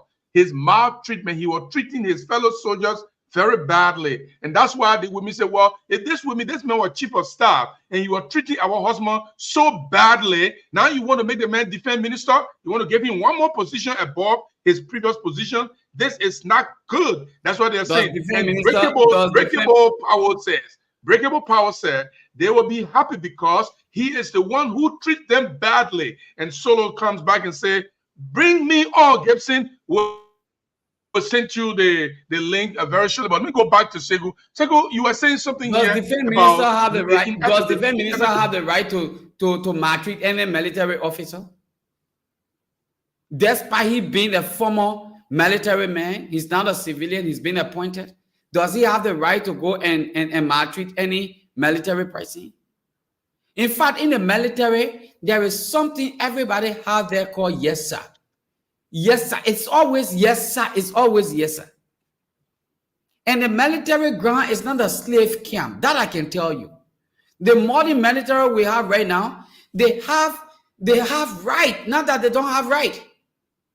Like they have the professional standard division in the Liberian National Police.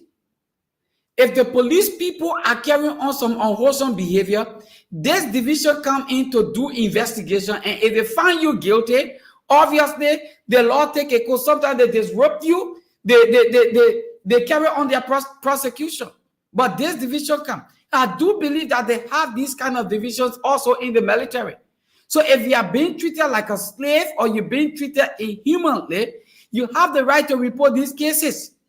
Prince Johnson is not the how do I call it? He's the chief of staff of the army at that time, but do not forget to know that he's not the CIC of the army. The president is the CIC of the army.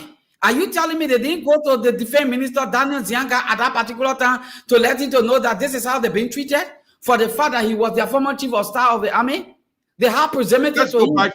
Let's go back to our commentators. Berrien A. Walker says, once it's about Prince Johnson, it's all about himself and it should never be anyone else. And this one is coming from Mamadi Kaba says, he's retired military man, my brother. And the women even said that Prince Johnson even took some benefits of the military that came from Malay.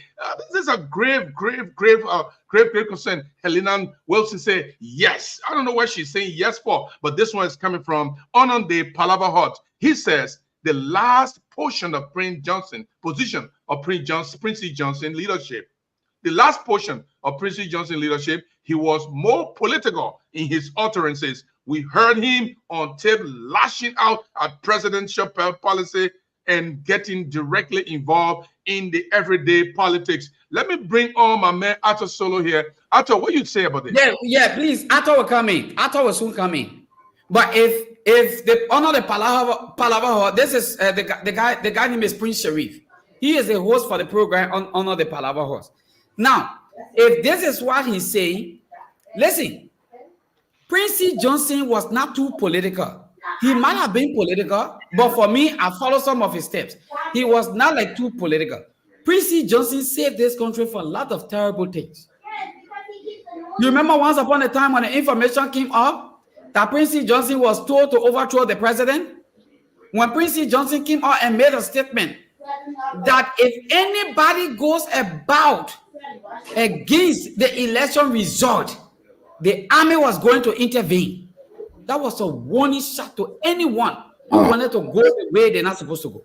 Stop it. Are we saying Prince C. Johnson was political? He was Let just me read one more comment, Teku. he was Let me just read very one more comment. military, Our and he was commentators. very careful in his activities. I mean, he was Let me straight read to one the more point. comment, Sheku. Let me read one more comment, Sheku. I know this portion is for our commentators and guys. I want to say thank you for being civil, not insulting, not denigrating anybody, and I love the way you are putting your comments through. Let me read this from Don. Trudy says, Sheku, I advise that you go at the Edward Women Bladen, being Cassidy barrack and conduct your personal investigation. Brother, that dude isn't good. One more thing. He is a civilian. He was retired by JMB. The minister role is administrative role to be held by civilian. Arthur, why you disagree? Why you agree with the AFL women? They should be going to their houses and waiting there and waiting for their husbands to go and take their pay. Why should they go in the street? Okay, thank you, Gibbs, and I want to thank the gentleman in studio there, Sekou. But I think one thing Sekou is missing is that I want to start with your last statement, that even when somebody messes with the election result, the military will get involved. It doesn't make Prince Johnson a good guy. Actually, it threatened the security of the state. If you look at the Sahel state, what happened to them? It was the military take over. Military do not get involved into civilian activity. Military. This is what you, Jason Geru, in Fargo, you are. How many times you not see a Marine carry M16 on his chest in our city? It can never happen. Even for the National Guard to get involved, it had to take the governor to issue an executive order. You want to protest Prince Johnson, that's fine, because the people will treat it that way because you're the one doing the talking for him. So you advocated for him. If you in the military, you said there's a yes sir in the military, there's a uniform code, not yes sir. Gibson over there, he studied criminal justice. There's a class he took. There's a uniform code. It's not just yes sir. In America, there's people that refuse that in the military to take the vaccine. They fire them. But what happened? They had to re-employ all of them with benefit because they violated their constitutional right. It's not about yes sir all the time. No, the people, those women, they are entitled to that benefit. That's why they are also fighting for the country. You want to protect one man. What happens if you remove Prince Johnson? Labrador will collapse. I don't know why everybody will be saying I want to protect the man. I don't want to protect the man. I just want to be real. The way you turn in Sekou, that's why people think that you're protecting him. There's a guilty by association. That's what you're doing. You will be guilty by association. You know, the idea, Prince Johnson, I don't know the man. I don't care. I don't care about him. Okay? But here's the thing. I do care about the people, the men and women in uniform. Whether it's a fire brigade, it's a police officer, it's a middleman. I do respect them because they are civil servants. They serve in the country. Let me put you a little bit. Let me push you a little bit. He was chief of staff. He was the head of the military at the time. Being a minister, he's just a civilian. He doesn't have any direct responsibility over the military, even though he's still the head of the armed forces. How is he going to affect the people's lives? Let me correct you there. As a minister, he have lots of responsibility, and the responsibility that those women are fighting for, that financial responsibility. That's why he control. Right. He control the financial and the administration, which fall right in his purview. To sign paperwork, to sign. He's the one that have the directive to reshuffle people around. The chief of staff just take orders. The chief of staff say that, like to say, you Gibson, you the governor and I'm the lieutenant governor, right? If you put it on executive order, you call my office, I come here, you say, look, I want the police to move to the end of Moorhead, and I want some trooper to station here. I will advise it, Mr. President, we don't have 10 people to go to Moorhead. Let's just put 3 there, Minnesota will put their own there. That's a role. But as a minister, he have immense power. because he's both he's a civilian and he has power over the military. It's just that the president don't have to be a military. The president is a civilian person, but he controls the military. He's the commander in chief. So the power that he had, that power is ginormous. They had to check it. And I'm sorry for Sekou for you to say that every person, even Gibson Jeru, if the day they bring his superintendent of Grand Chile, and his younger brother will check him all the time. Because if you don't, then the problem escalates. Today you are talking about the poor that should say that they will not bring their money back. It's not solely about their money.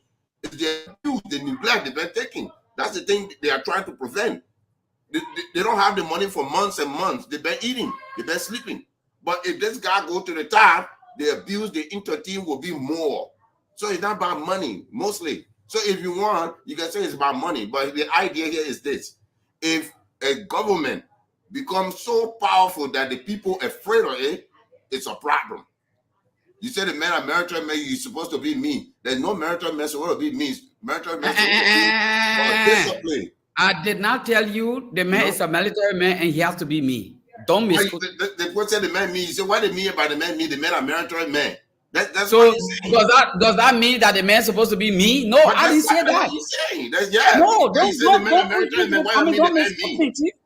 What you mean if you say the man a military man? Then why you want the man to be? What you mean? That's exactly what you were saying. You were saying that he allowed to be me. No, the uniform code protects everyone. Guys, hold on right there. Let me go back to our commentators. We don't want to ignore them. Seaton Greer, Sekou, you don't know about military. Let me put it on the screen. Sekou, you don't know about military. You are only journalists. Just forget about military issue. And Real Talk says, Prince C. Johnson was political. He's the one that got the ex-AFL women together in the streets protesting here today. And this one is coming from Brian A. Walker say, Seaton Greer. He is a Facebook journalist. Please know that. No, he's not. He is a real journalist. Let me go to Don Tudi said, Sekou is discussing the issue with sentiment. That political statement was unprofessional. It wasn't, for we are good heart. That dude was going to be fired right after that statement. In the first place, why was he even doing? What was he even doing? Having political discussion, talking about who overthrew the government. That's what was coming from Don, and we are expecting Reverend Salib to come and join us. He will be in a little bit. But Segolo, I mean, you raised a point, and I want to come back to you. Your concern is that even if they are in the street today, or whether they remove Prince C. Johnson, somebody else is going to be minister. Is that your argument? And why about it? Why about somebody else? And this is where the guy is not getting me at all. You remove Prince C. Johnson that he's not confirmed. You have someone else who's going to be the Minister of Defense. If that person goes there, the fact that they are protesting now that he shouldn't be, and another person goes there, are we saying that person is, they are going to receive their money immediately? I see this as some sort of political gameplay for those women to go out and just mount pressures on the Senate not to confront Prince C. Johnson. Why all along these noises were not coming out? They were not coming out. Only when Prince C. Johnson has been elevated to that position, that's when you see a group of women standing outside and saying, "No, don't confront the man." We got to be careful here too. Sekou, let me say something. Do you know why they're saying it now? They are saying it now. The reason behind it, they have a new government for the people, by the people, and all the people. So they have to bring their grievances. Maybe the old government did not listen to them. The AFL issue is not a new issue. This is why we're asking that question. Not a foreign issue. Thank you. Okay. Thank you. So See? Wait. Let me come to your question. Let me come to your question you were asking. If Gibson Jeru is to be the Minister of Defense, and due to the AFL woman, he's not confirmed. If I at a certain city in that city there, I will remember that what happened to Gibson. You see, you missing the point. The woman is not solely about money. It's about the equilibrium balance. That So why didn't they protest? Why didn't they protest as women? Why didn't they protest as women when Johnson was still the chief of staff of the armed forces of Liberia? Yeah, because that time he still had the military uniform code to protect. So when he had the military uniform, they were going to beat the women. Guys, I want you to hold it there. I want you to hold it there 1 minute. Guys, I want you to hold it there 1 minute. I want you to hold it there 1 minute. Let's play the video when the AFL soldiers demonstrated at the Capitol building for the first time. This is one of their protests. Of the Capitol building, wherein they disbanded AFL-wide. They are here currently protesting, saying that they are tired of Johnson. But as we move forward, we'll definitely speak to a few of them.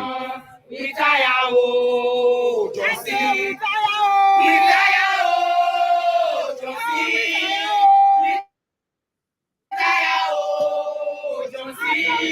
So this is the exact view of the Capitol building. Today is February 6, 2024.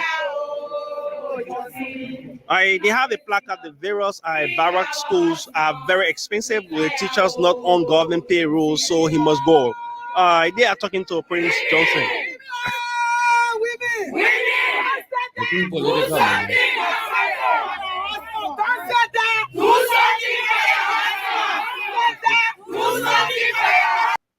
Okay, let's come back here. Let come back.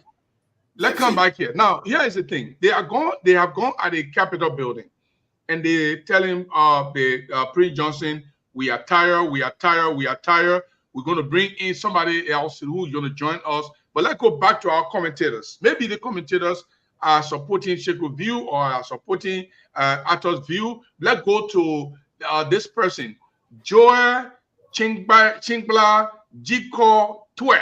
No one should politicize what's going on among the AFL. The military are not the kind of group of people to mess with.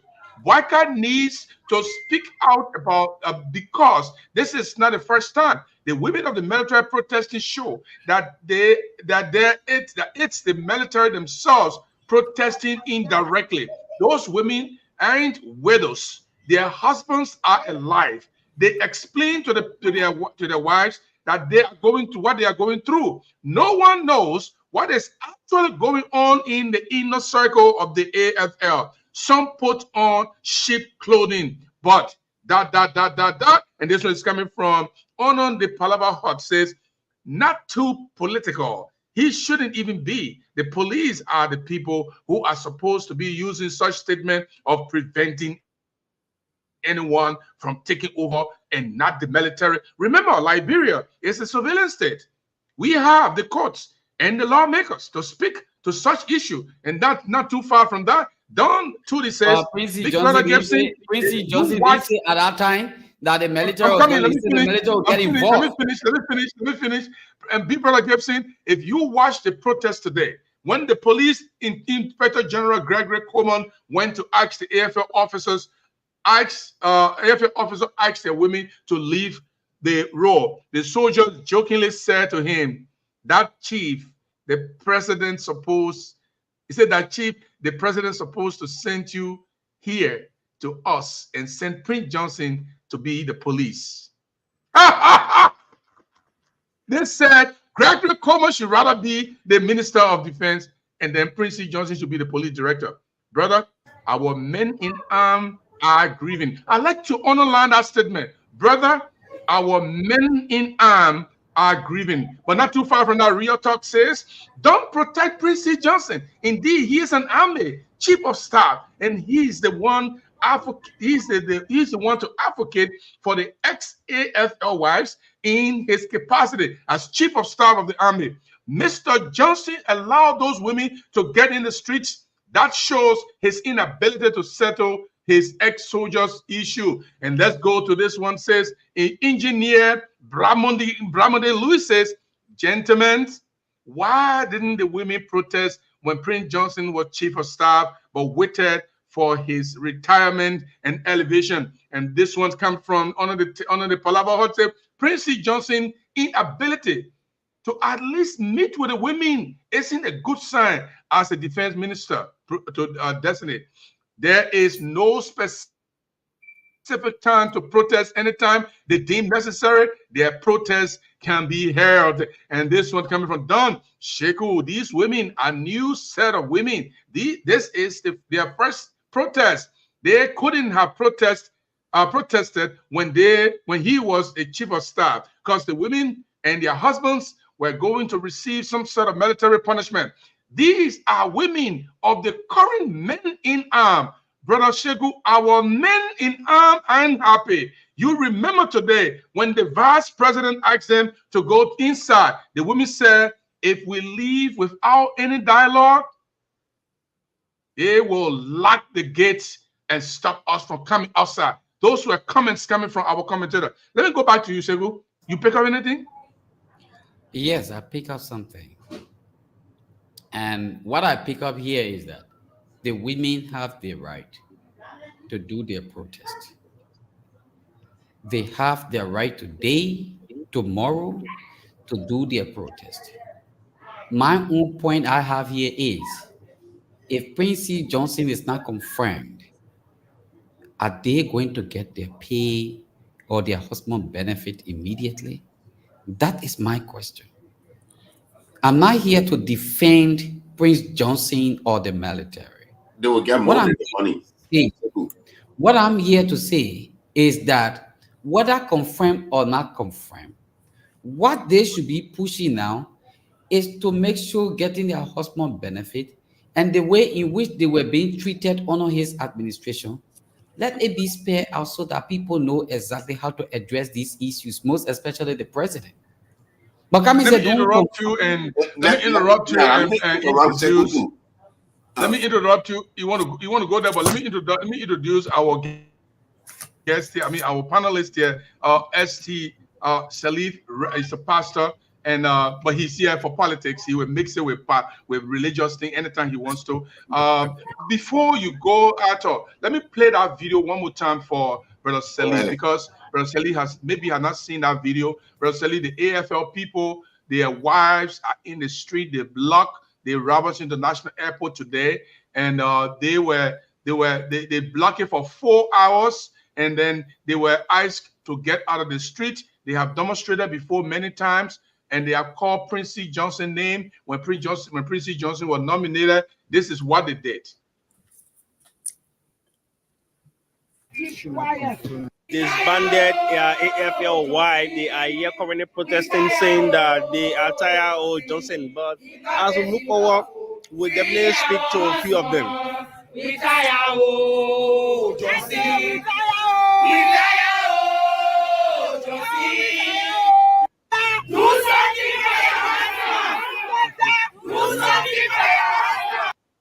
Brother Salif, do something for your husband. That's the chant of the ladies. But if you even want to know more, let me read something that would be intriguing. This one is coming from the Front Page Africa. It said the wives and widows of the current deceased soldiers of the Armed Forces of Liberia have given President Joseph Newman Boakai a 24-hour ultimatum to dismiss Defense Minister Major General retired Prince Johnson over his take this word, his alleged maltreatment of officers and personnel of the Armed Forces of Liberia. But Brother Salif, this is something I want you to look at very carefully. Before Brother Salif come in, hold on.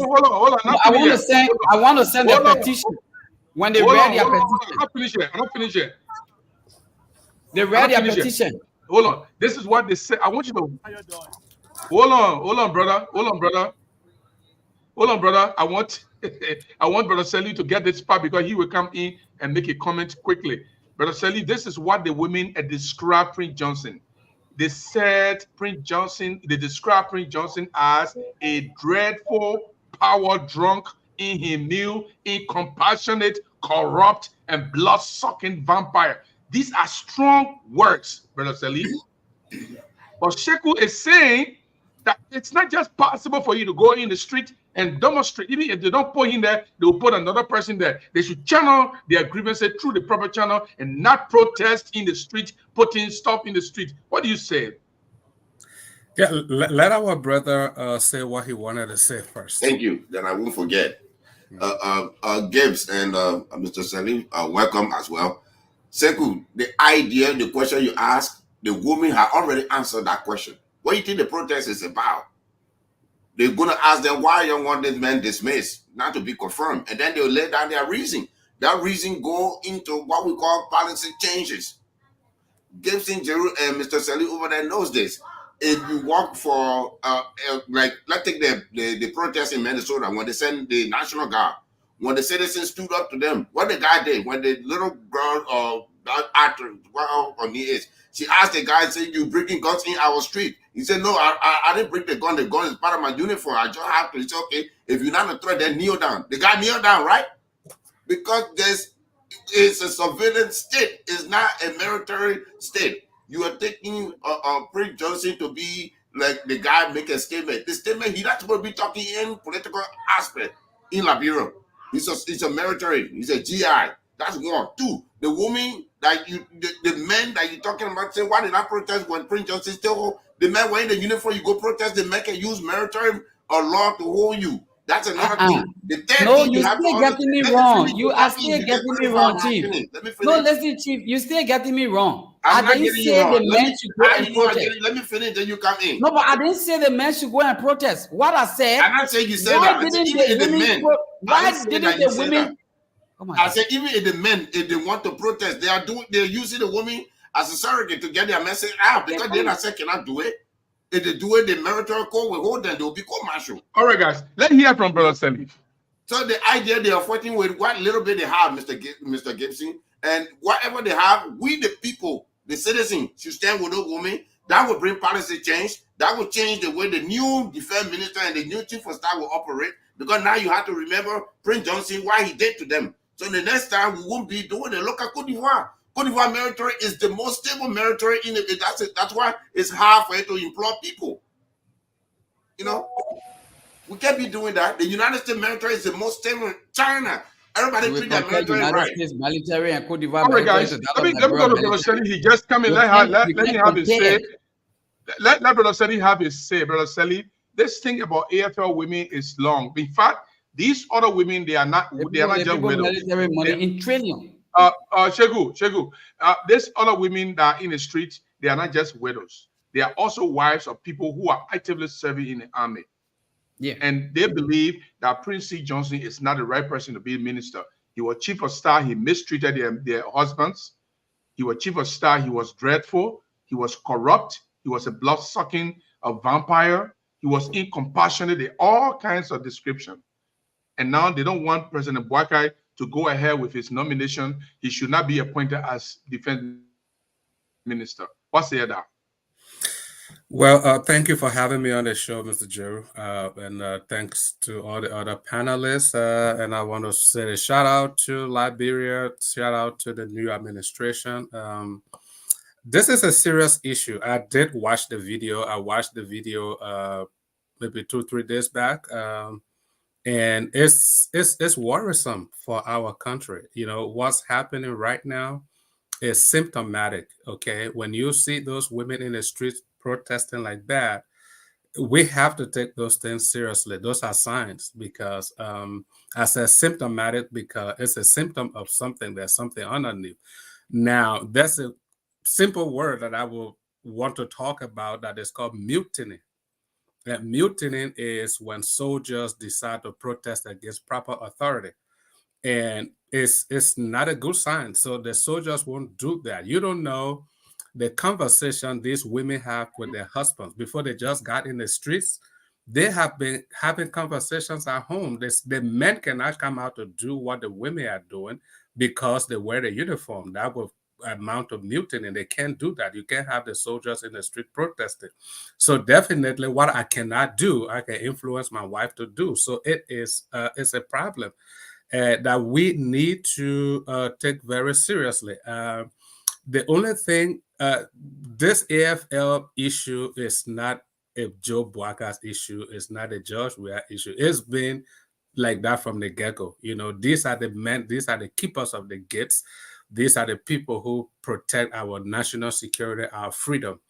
And I think often than not, they have always been neglected. and that is dangerous for our society if we don't take care of these issues. So my concern when I watched that video, it was so troublesome, and I was like, I hope there are some people that I could make calls to that could take these things seriously. The new administration is just inheriting the rat from other previous administration, and I think it's way too early to fix the blame on the Joseph Boakai administration. They just less than a month in office, and just few weeks now. They need time to discuss some of these things. But what I will do, I will advise the president to take some proactive steps and not just sweep these things under the carpet. Send for these women, bring them to the table.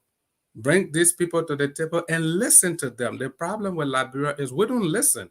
People don't just go to the street to protest. Before they protest, they have been complaining. And when their voices go unheard, then the only other recourse they have is to go to the streets and block roads and do these things. And go to the street and block roads. Let's hear this woman, Brother Salid. Let's hear this woman, what she says. Sure. I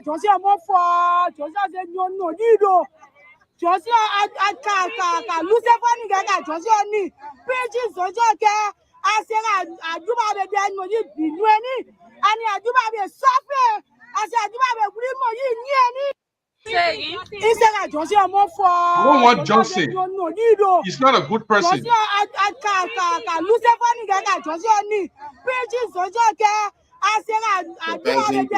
It's still Prince Johnson you're talking about. He doesn't care about our husbands.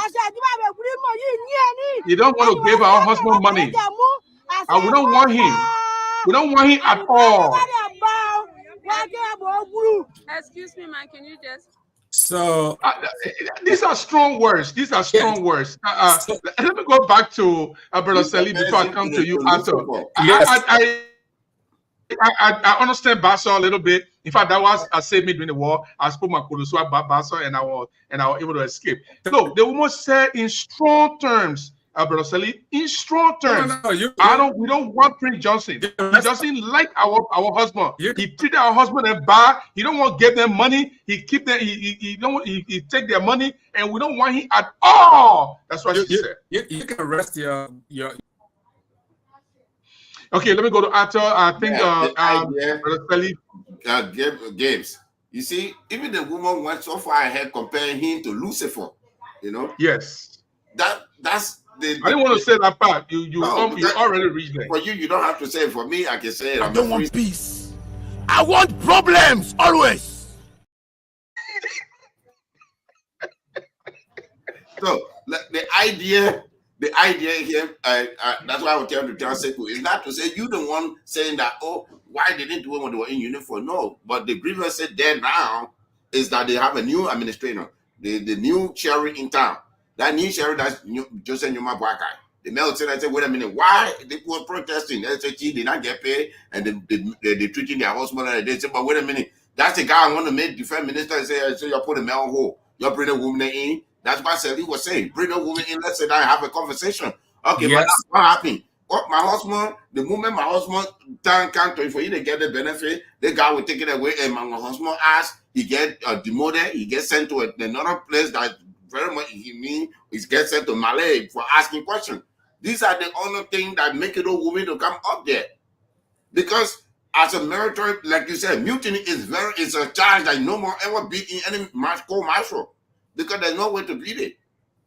You can't be in a uniform code, then you break that same code and you expect somebody to protect. There's no lawyer for it. So the mutiny, that's a part of the whispering to their women, say, no, man, I'm going to go to Malay because I asked the question. Then what about man can say you to marry we 40 right now, let's just forget it. Don't talk too much. That's why I'm making a woman in the street. Sekou, as a journalist, you should be the champion for those women. I want you to be the champion for those women. Say, hey, it's not about the money. Even when they don't get that money today, if they get it 10 years later, fine. But Prince Johnson will be removed. A new man that goes in there will understand that the seat he sat on, someone was going to sit there because of based on their own background, their behavior, their characteristics, they were removed. So if you do the same thing will come for you. If Gibson sit there and Gibson does the same thing, we'll go after you. Yes, but let me go back to our panelists. Let me go back to our commentators here, and I'll come back to Shegu shortly. It's coming from this one. It's coming from Onon the Palava Hot says it will serve as a deterrent to others not to misuse their office, brother. And this one is coming from Don. Tudi says, I don't think they are demanding benefits. They are protesting because they want to prevent future coherence. Thank you. Shegu, this isn't personal. All these women want is an administration that will better handle their husband's welfare. Similar with Brownie Samukai, the army took step immediately when he left the defense ministry. Military don't argue with their superior. That's why they are silent all these while. Let me go back to Honor the Palava Huts, and they are participating in our conversation. We'll come from here, we'll go back to Shegu. He said their action must be praised. This is a sign that no leader will take the people for granted going forward. And this one, Chroma, come on, Fofana is participating for the first time in the discourse. Gibson ran from Spoon Talk to come on community show. And that's what he says about me. Honor the Palava said, Big Brother Gibson, please, I would like to be a part. I will be late for work, but no problem. Okay, I will send you, Shegu, try to send him a link and let him come on. I'd like to hear from him. And this one coming from Barry and A. Walker says, come on, Fofana. Respect yourself here, man. Why must from me? Man, I love this country. Melvin Morgan says, Gibson, you need to listen to their position statement first. And this one is coming from engineer Bremonde Lewis. I hope I pronounce your name well because that name is tongue twisting. He said, Mr. Solo Senior and Mr. Gibson, how does AFL express grievances? It's done through their wives. Yeah. Yeah. Oh, and come on, for fun to say, Barry and Walker, I don't respond to, I don't want to read that comment. It's rude, and I'm going to pass it. Ambassador RSC Nimble Jr. said, when you become commander-in-chief of the armed forces, isn't it your issue? Why are you saying it's not a Boyka issue? It is a Boyka issue, I guess. That's what he meant. And Barry says he is a Lucifer.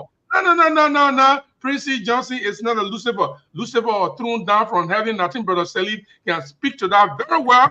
He will have more idea to speak to that. And I say this one comes from Real Talk. I strongly believe that when Prince Johnson is not confirmed, they will get their ex-husband benefits. Now let's look at this. If Prince Johnson really cared for those women and his ex-soldiers, he was going to go to the Capitol Hill to cool those women down and give them assurance that things are going to be better. This actually shows that Prince Johnson doesn't care for his ex-soldiers, ex-AFL soldiers and their women. Mr. Johnson was to actually fight for those women and his ex-soldiers. Yeah. But and they continues, and I will read the last comment if I go back to Shegu. It says, Ambassador R.C. Nimble Jr. says, Boyka is struggling with his appointment. What does that mean, Shegu?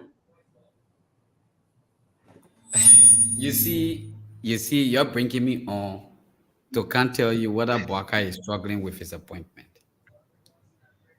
Boyka is not struggling with appointment. Boyka is a very wise person, and I can tell anybody.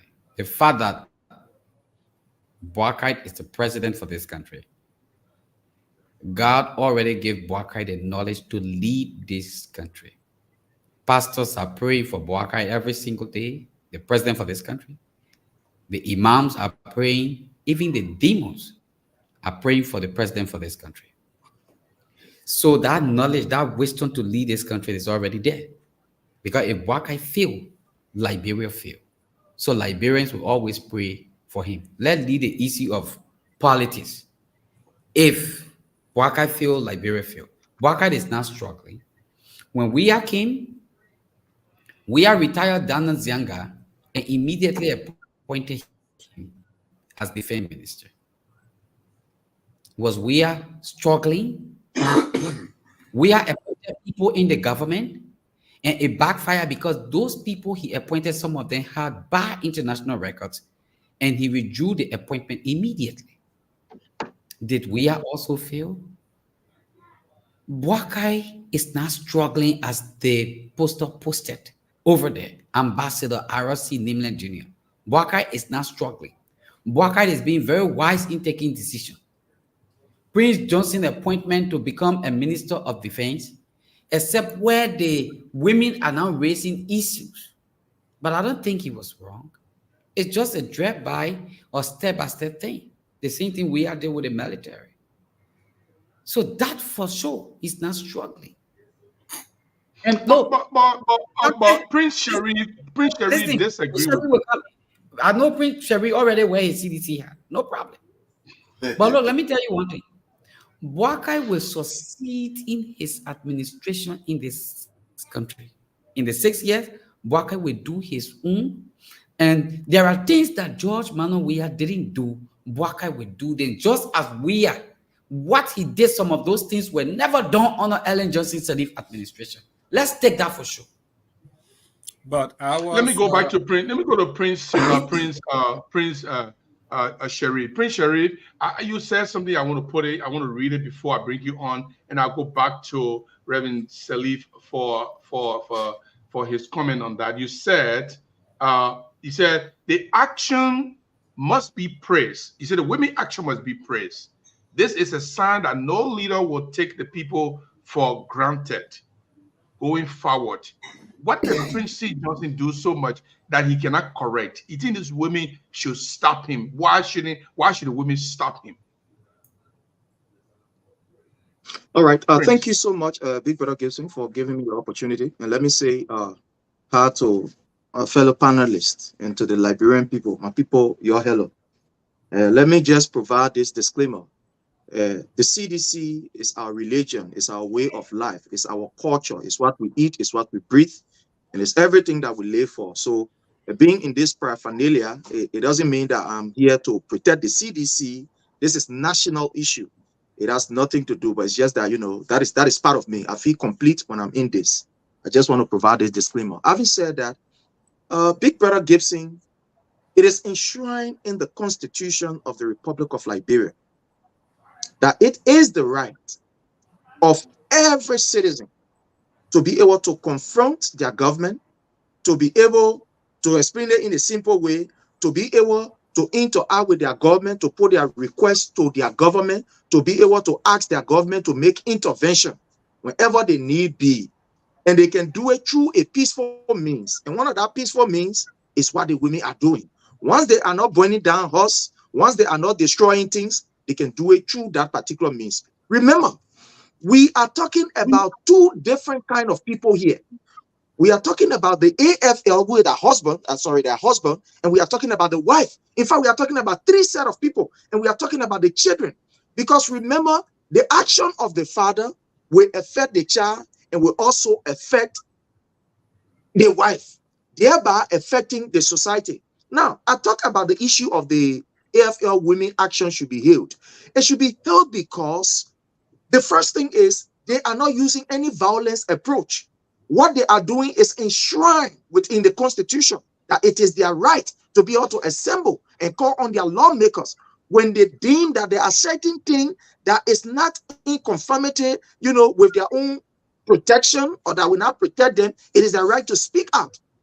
Liberians for a very long time, we have been quiet, and people have used our own quietness, or political leaders have used maybe, you know, our magnanimity or our silence to continue to trample upon us.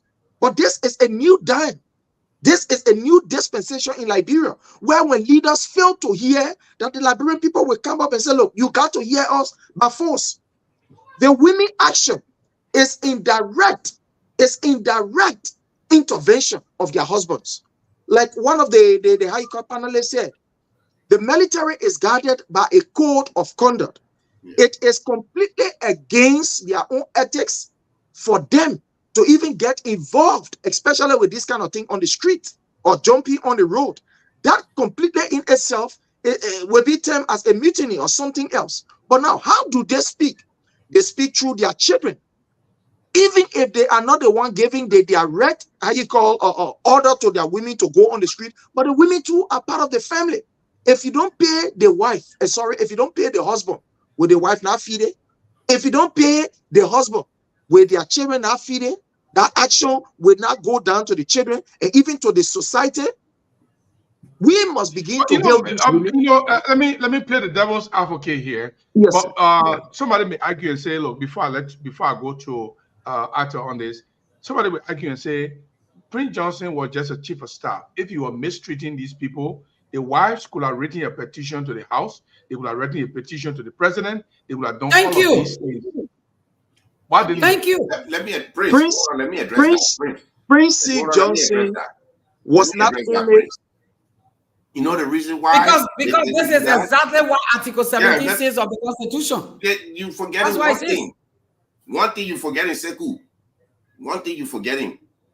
Every time, Gibson, Jerry, you, Sekou, and ST Salif, every time you reboot your computer, right? If it's starting up, it gives you new command if you want to change something, right? We have a new administration coming in. People have the opportunity to see the. You talking about say, why did I read the Senate? Why did I do this? The same thing that Mr. Salif said. There's also all sort of clause in the military code that if they are not careful, you will not know which way it goes. And it takes a commander-in-chief that care enough to listen. Right now, they have an opportunity. The Bouaka is there, and Bouaka will listen to them. Maybe Jovia will not listen to them. Are you sure of that? Prince Sherry, let me bring you back. Are you sure that Bouaka is going to listen to them? I'm sure. You are asking me if I'm sure Bouaka will listen to them? Yeah, Bouaka will listen to them. Let me say this, Big Brother Gibson.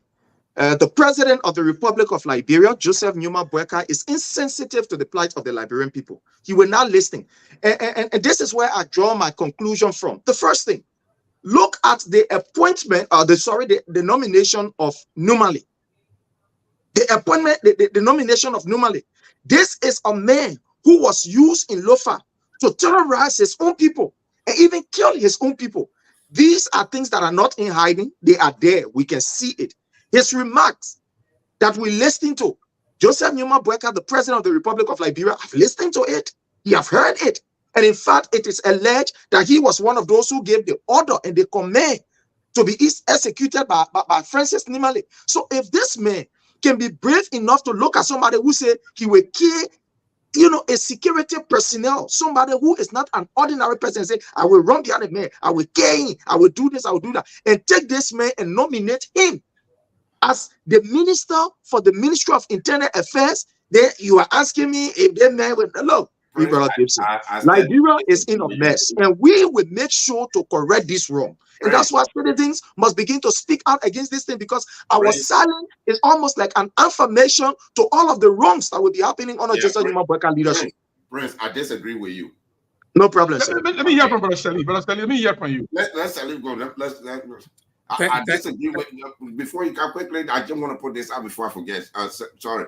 The reason why I disagree with you is that the security guy you're talking about, this guy, everything, who was in charge at that time is our president, President Weah. It's alleged there was no court setting. You were not. There was no warrant for an arrest issue, nothing like that. So we were in his own freedom of speak, capacitorily to speak the way he wanted. Even if it threatened the state should have taken action. The state did not take action, so I believe that time there was no threat. Even if you were to kill someone, who was in charge at that time? It was our president, George Manneh Weah. I'm pro-government. If you look at my profile, I support the government of the day. Now, Joseph Bouaka may have appointed the men based on their political interests that are aligned with each other.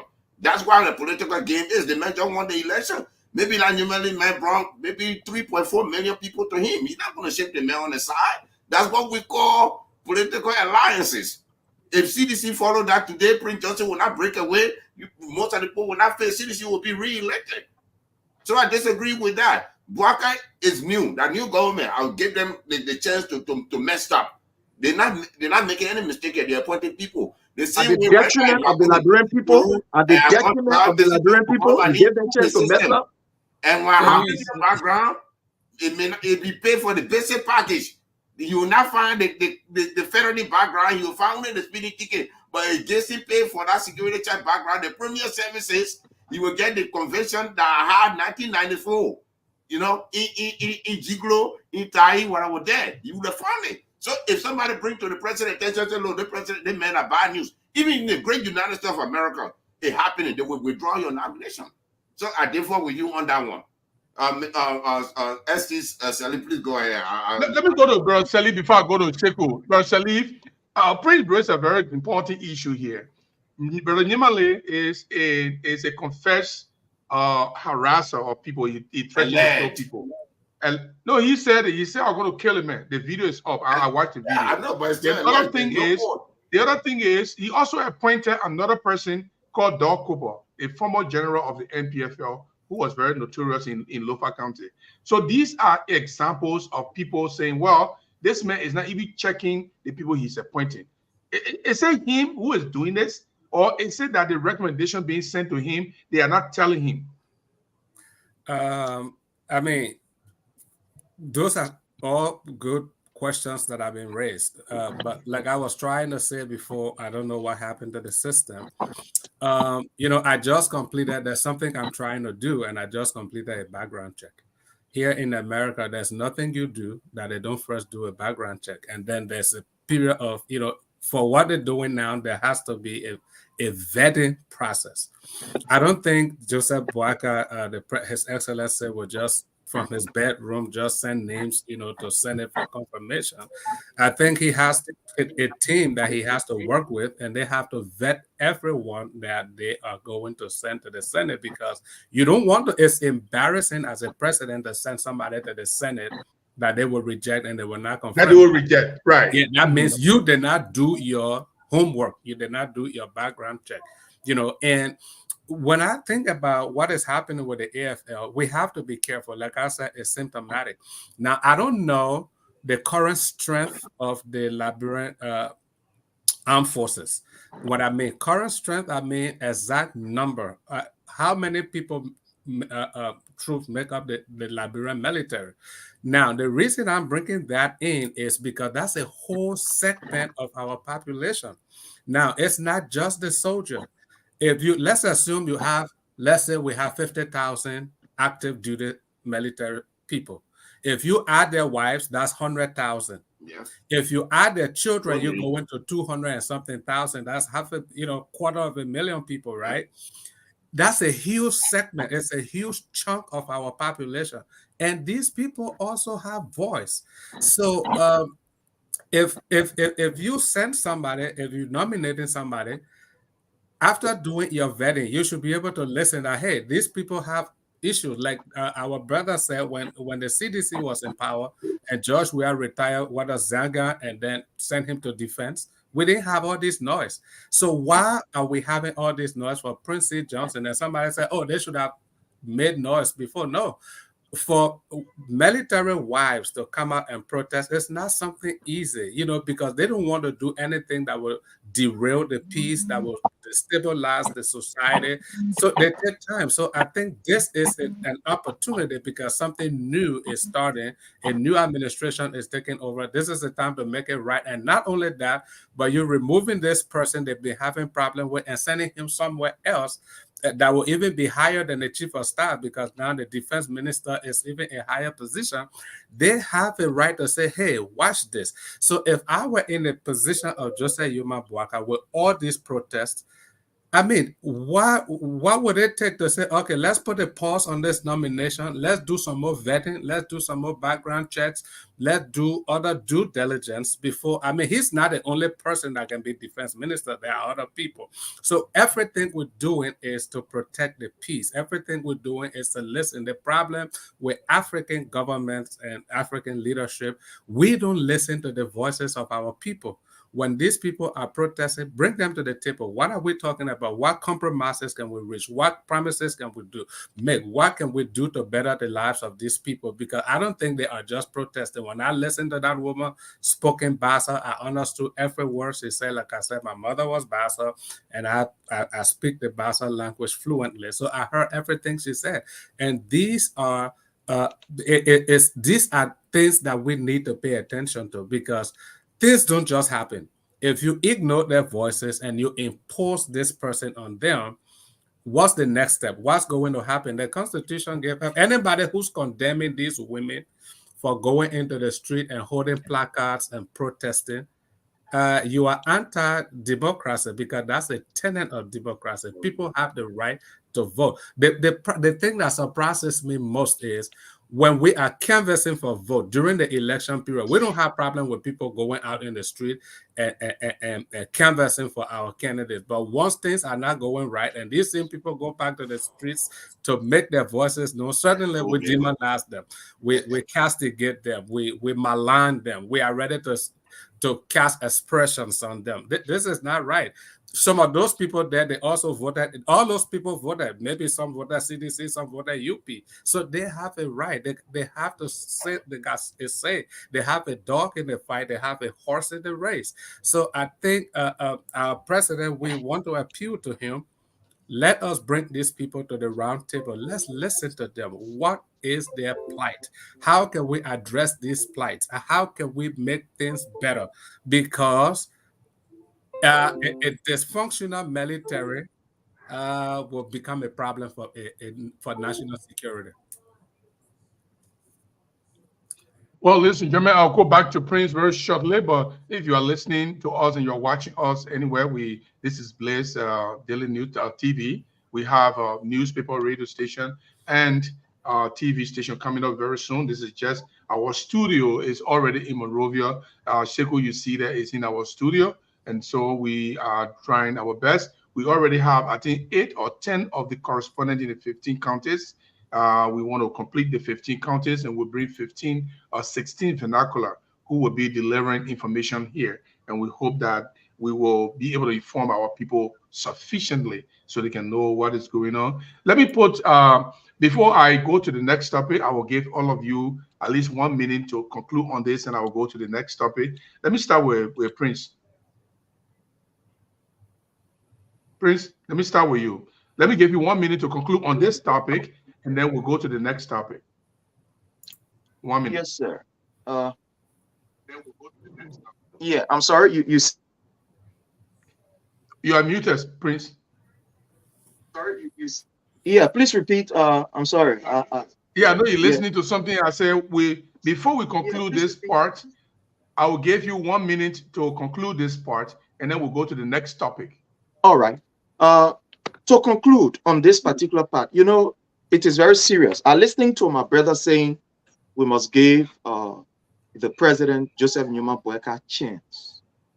Now, there is no time when it comes to rescuing people. Time is not in our favor. Joseph Newman Boyka is fully aware of the challenges that Liberians are facing or they are faced with for the past 12 years. This is a man who told us when he was vice president that they squander opportunity. That one is clear. So today, Joseph Newman Boyka becoming president of the Republic of Liberia, it means he has prepared himself over the period because he knows those things that he didn't do right, for which, you know, the opportunity was squandered. With the exception of that, the 6 years of the CDC governance and the CDC leadership, Joseph Newman Boyka, the president of the Republic of Liberia, condemned everything. So it means that he had everything in place. Everything he had in place to make sure that the issues are adequately solved immediately when he take over. In fact, to even back what we are saying, he said on an international platform that as far as he is concerned, they are going to hit the ground running. This is a man that told us, we did not force him. He said he will hit the ground running. So why would somebody come and say, hey, let's give a man chance? Give chance when the nation is bleeding. Give chance when up to now, the prices of basic commodity are rising. Give chance when I speak to you, armed robbers are taking over. Give chance as I speak to you now, the country is in perpetual darkness, total darkness. He said, give chance. Give chance when the market women who used to go to Blabade and go buy their live fish cartoon for $1,500, for example, they are now buying it for $6,000. He said, give chance. Yeah, but brother Prince, let's be fair and let's be equitable. Let him finish. Let him finish. Yeah, no. Let's be fair. Let's be fair, brother Prince. Let's be fair and equitable here, okay? This administration is just few weeks in office. Joseph Boakai is not going to personally do everything in the country. He will work through his cabinet ministers, he work through other agencies of government. He's not going to personally do it. And all he's doing right now is trying to structure the government. Joseph Boakai does not personally know everybody to say, okay, I'm just sending this person. He still had to appoint people through consultation. There are other people who know other people that make recommendations to him. Listen, I think this person would be good to serve in this place. He doesn't know everybody personally. So when they say it's too early, it means it's just about roughly 2-3 weeks. And this okay. Let Prince finish his thought. Let Prince finish his thought. I'll come to you. Now, it's not. You see, what people are getting wrong here is that yes, whenever you decide that you will participate in the political process, it means you have all of the structure in place, all of those things that are necessary or that are needed for you to succeed. Joseph Numa Boakai did not make the decision yesterday to become president of Liberia. That's what people must understand here. Sure. He did not decide when President Weah was there. That decision was made long time ago. So we expecting right now that Joseph Numa Boakai, since you had your eyes on this particular ball, it means you have put everything in place. When the CDC said that they wanted to take over power, we have set all of our what that's supposed to work as far as governance is concerned. But now, when the CDC took over some years ago, we had about 99.99% of our cabinet ministers ready. President Weah had already met with rest dealers in Liberia.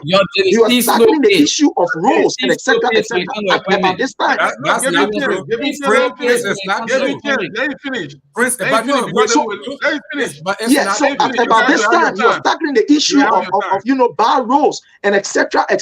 because he was prepared, because he knew the challenges that he was taking over. So at this time, for you to tell that the man Jack coming up to now, he has not even structured his government. They are hauling and pulling. They will take another person in, put it there. The next day, before you go look behind, they move the person in, they bring another person in. Is this a government that we must keep quiet on with all of these missteps? As I speak to you, look at the Freeport. Prince, thank you. It's called a process. Okay? Thank you very much, Prince. Thank you very much. Brother Let me go to Brother Salif. Your 1 minute, sir. Your 1 minute. Brother Prince, it's called a process. I'd rather to build a solid foundation and then have a good superstructure on that foundation, because like the Bible says, when the foundation is destroyed, what can the righteous do? So many people have been in a hurry to build something that they end up abandoning. So I'd rather take the time, properly structure. I don't have a dog in this fight, okay? So I'm not on any side, I'm in the middle. I'm just trying to bring balance to everything we're doing here. But go and do your statistics. Look all around the world where elections have been held. How long did it take winners of election to structure the government? So you're not going to be right to say by the time CDC took over in 1 day, they had all their cabinet ministers, or 90 days, he was already tackling road. That is untrue. You're not being fair. You're not being rational here. I don't know you, but when we try, I understand the passion. When the CDC government took over from Ellie, you guys also came with all these promises. So take time to do this. So if they say they are coming to rescue, then let them take time to build a solid foundation. It's not wrong to send somebody's name, something happen, you withdraw the name. It's part of the process. You want to get it right. I'd rather take time to do it and get it right than to do it hurriedly and then have to regret later. So let us take, when I say give a chance, it's just about roughly 3 weeks.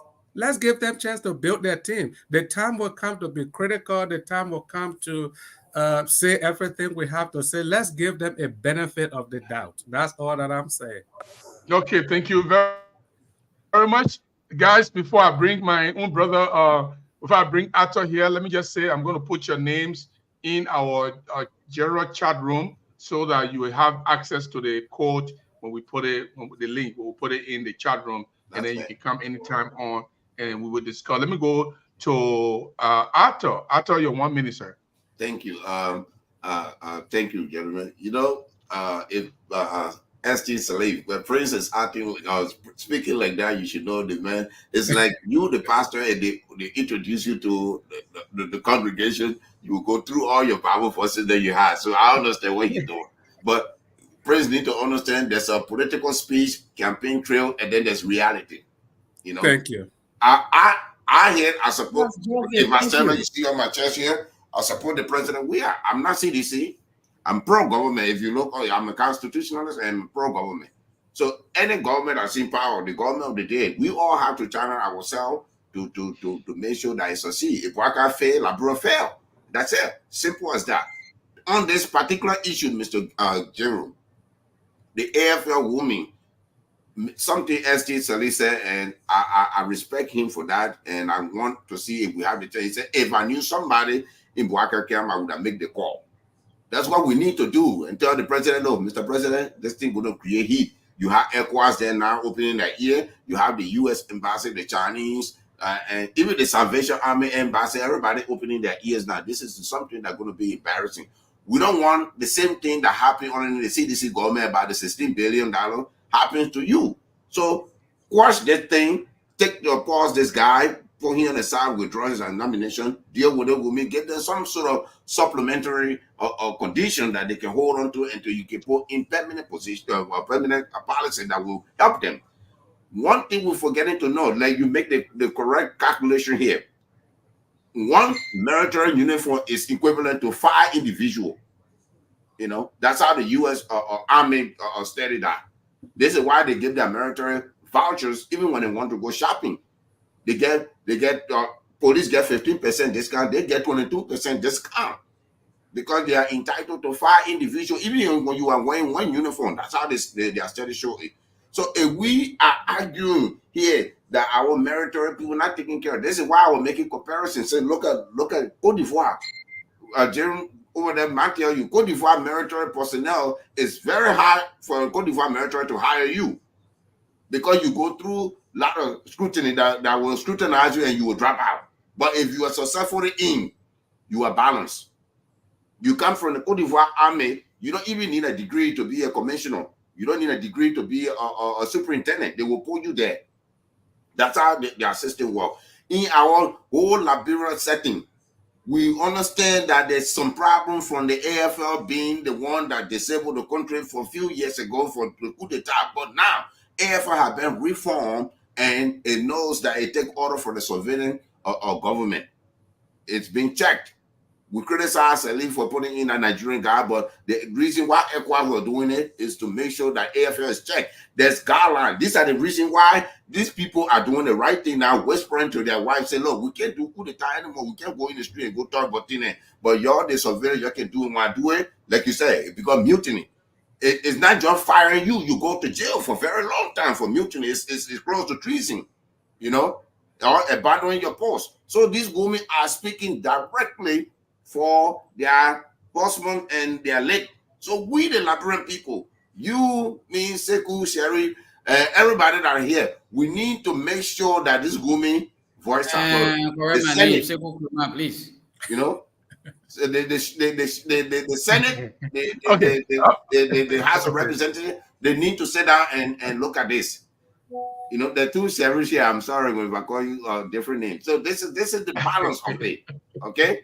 This is the balance of it. So what we need to do, we need to be champions. All right, guys. Thank you very much, ladies and gentlemen. If you are watching us, please also visit our website.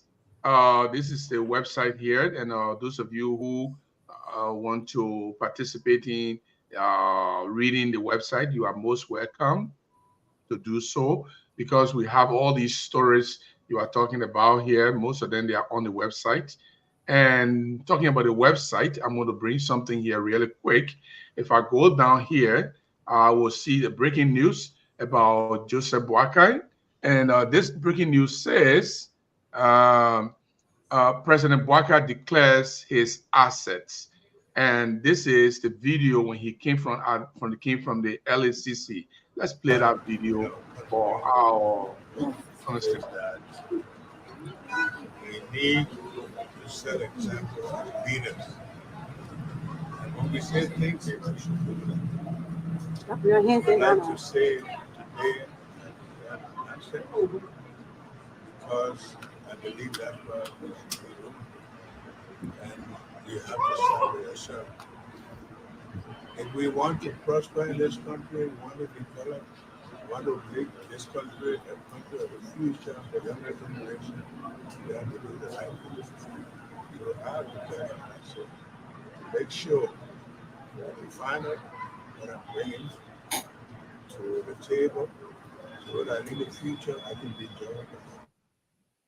And so this is the fulfillment of my purpose. Yesterday, we did a drug test. Today, we are developing. I don't know why when you talking, say his voice too can't come up. Now here, okay, maybe people be putting more in. Yeah, man. No, but you see, you see, when I told Brother Prince that we should be patient, I thank God you brought in the access declaration, Mr. Jeru, because before he declared his access, the first week, second week, I heard all the noise, I followed all the news, how this man is going to be the terrible man. He talked about access declaration before the election. Now he has never done it. He will never do it. You know, when we're quick to talk, that will become shame because now finally he has declared the access. But people complain that he was never, ever going to do it. So let us be patient. We will get there. You know, it might be slow, but it could be sure. Let's give them a benefit of doubt. Let me bring something. Let me bring something here. Somebody, the Civil Service Association, the Civil Service Association said this. Let me read out here. So this one is coming from the Analyst newspaper, and the Civil Service Organization said, amidst the mixed reaction that greeted the declaration of asset by President Joseph Newman Boakai yesterday, Thursday, February 8, 2024, at the national headquarters of the Liberian Anti-Corruption Commission in Monrovia, several civil society organizations have called on the president and any other politician now wanted to declare the asset in secrecy at LACC, but should ask the institution to publish what we declare, what were declared to reach the wider audience for transparency. Now, let me go back to you, Brother Salif. No. Does this? They say, look, Joseph Boakai, thank you. You said, in fact, when you were giving your speech, you said he would declare asset and publish the asset. Now he had already declared it. He did his blood test. That's beautiful. Declared asset. I love that. But the civil society organizations say, look, don't stop there. Don't stop there. Let's listen to Joe Boakai. Let's listen to Joe Boakai. If Joe Boakai said he was going to declare his asset publicly, let's please listen to him. We start by making sure those people that we bring to cabinet are people of integrity. And secondly, I want to make sure that even beginning with myself, we'll declare our assets and want to make sure that this is well known, the purpose of coming to government, to know that it's public service. And if you are not ready to serve the public, you can go elsewhere. But we want to make sure that we start on a clear note that the people of our country stood on line, they protected the votes, not to bring a team again that will do the same thing that other people are doing or worse. So Joe Boakai did not say he was going to do it publicly. No, he said the purpose, so that he said we declare our assets so that the purpose is well known. How is it going to be well known when it is in the LSCC? And it's by just telling people that you declare your assets. Let me go to Brother Salif. Let me go to Brother Salif. He was speaking. Let's go back to Brother Salif. He said things come slowly, but they definitely sometimes come. Brother Salif, I want you to speak to the civil servant and we got only 2 minutes to speak on this, and then we'll go to the last issue, which is just a conclusive something. I mean, people say you should put it in the newspaper. Okay, President, we thank you. You declare asset. We don't know how much you bring in government. Are you richer? Are you poorer? Are you in between there? How many buildings how many houses you have? How many bank accounts you have? It's in LSCC. Nobody knows about it. They seen Joseph Boakai challenge George Weah to publish his asset. that, oh, why you can't publish your asset? They had a demonstration on June 6th because George Weah did not publish his asset. So they think he was corrupt. Now his time, he should publish his asset. What do you say? Yeah, thank you for the opportunity. I think, can you hear me? Everybody hears you fine. Good. We are hearing you. Thank you. So it's a first step in the right direction. You see, government function through different means. The LSCC is the point of call. So he goes to the LSCC and he has declared his asset. It is the onus now on the LSCC to be able to bring whatever the president had declared to the public knowledge of the people. I mean, we have, I think, there's an act that was created during the time of LA, Public Information Act. Yeah. You know, the public Freedom of Public Information. Freedom of Public Information Act. Yeah. So it is the LSCC's duty. Joseph Boakai has done his part. He has gone to the LSCC. There's the government arm that is responsible to receive that. So now they receive it. They have to let the public know. I mean, some portion of it can be redacted, you know, for personal security, but what is relevant for the public to know, LSCC is the one that has to make us to know. So he's just following the right channel. He is if it's going to come directly from President Boakai straight to the public, then he's going to be skipping some steps. So it is now resting on the LSCC. My only concern is policy and enforcement.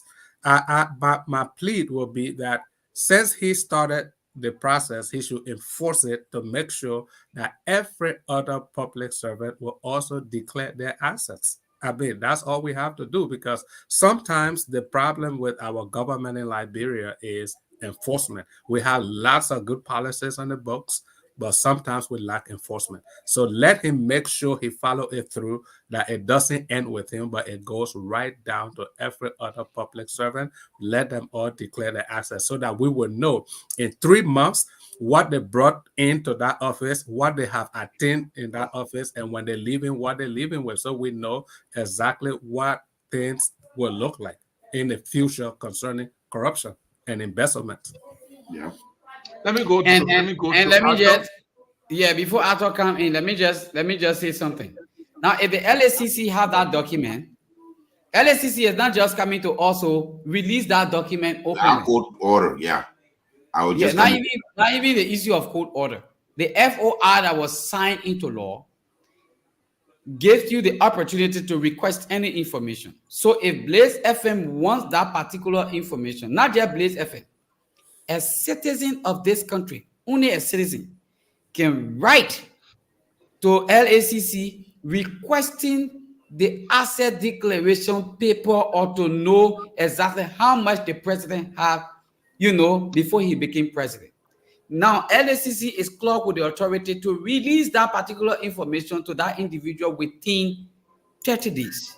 If that person can't give it, the individual has the right and responsibility to go at the Internal Affairs Ministry. There's someone there who is responsible for that to also file it in. So LSCC that come and say, yeah, we got it. This is this is what it has to be requested either by a media entity, an individual citizen, or whosoever that want to request that information before you can get it. Yeah, but given the Liberian, let me say this. Let me just say this while you come in. Let me say this while you come in, Arthur. Let me say this while you coming, Arthur. Let me say this while you coming, Arthur. Let's not forget now the COP when they were protesting in June of 2020. Is it 2020? 2020. I think 2020. One of their demands in the 20 list of demand was that George Weah should publish his asset declaration in the newspaper. So why then the opposition, which Joseph Boakai was part of, which made George Weah, even if you get mad with him, why were they demanding his asset be published in the newspaper? But when it comes to Joseph Boakai, then we should go to the LSCC. Go, your turn, Arthur. Okay, thank you. Look, Gibson, I said this on your show when we were all panelists, including the other guys. I said it, and I will say the same thing for Boakai. Freedom of Information Act is backed by a court order. You can't just go to LSCC and file for it. It's not how it works. And remember, I challenged Ronnie here on it on Front Page Africa when they were saying the same thing. I told them, if you go and file for the Freedom of Information Act and you have the receipt, I will reimburse you. I put the same challenge right now to you, the host, and the Blaze FM and TV. If you file through the court of jurisdiction, that this company code that you will not do, you go to LSCC, you will not get it. That's the first thing. You say it to the court. Because the court is the one that have the sole responsibility to order it. The document is actually public. The idea when we, the Liberian people and the analysts, the panelists, the journalists, we do not understand English. As long as access is declared to LSCC, it's already it's public. It's public information right now. Because you know why? If ask get and go to the court, see or whatever court I respond to, I say, look, I need to know all the greedy needy of Joseph Boakai. And they give me my rate. I go to LSCC, they'll just open the drawer, print it, give it to me, I'm gone. That's it. That's their job because they have the authorization.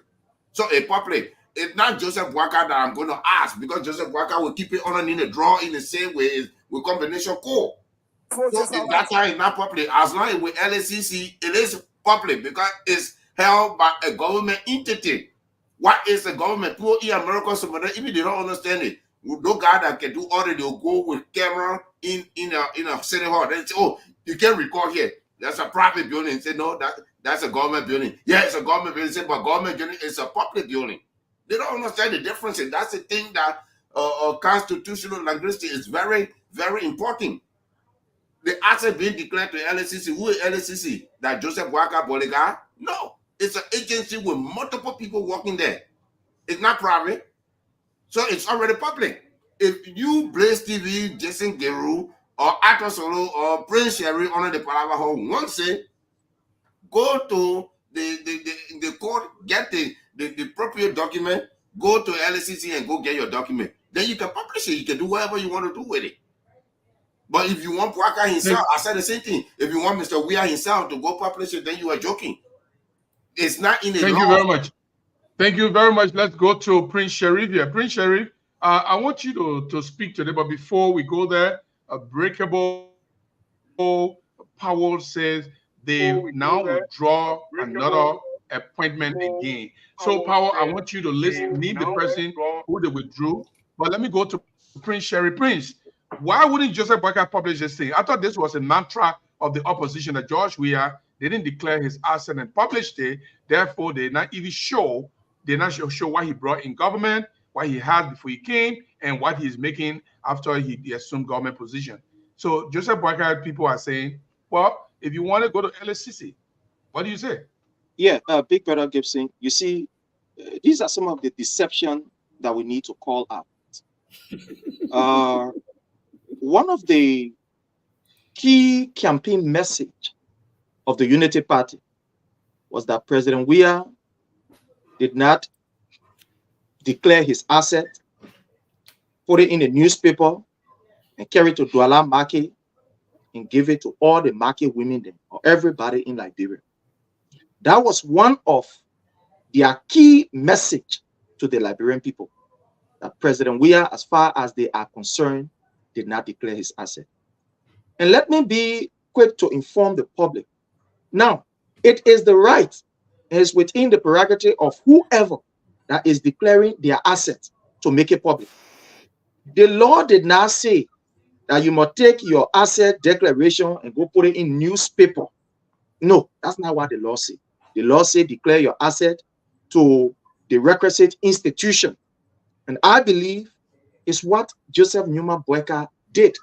But remember, it is deception. Deception in a sense that Joseph Newman Boakai told us that his assets will be declared, because what they condemned was that President Weah declared his asset, but he did not put it on the Executive Mansion website. So they were going to do theirs in order for them to show transparency, in order to show that, yes, they have come with a different, face with government.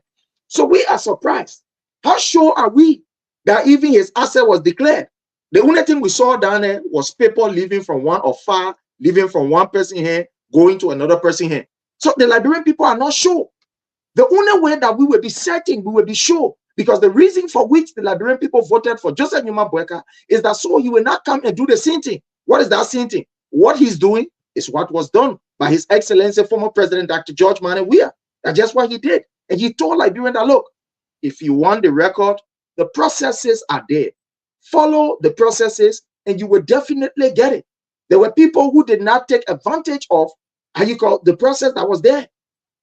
And Joseph Numa Boyka said when they come, it will not be business as usual. That is, they will not do the same old thing. They will come and they will publish it. So why must people make an excuse for a government who said that when we come, we'll take this particular document and put it there for the public glance or for the public, to be able to know what we have. So why must they do something else? So you come now to tell me that he has declared his asset. Should I believe it? When one of the reasons why he campaigned or one of the reasons why he is voted is to come and make everything public, like our brother Darrell DeLone said, that when he become a member of the House of Senate, there will be no secret that we kept. In fact, there will be no closed door meeting. He said it.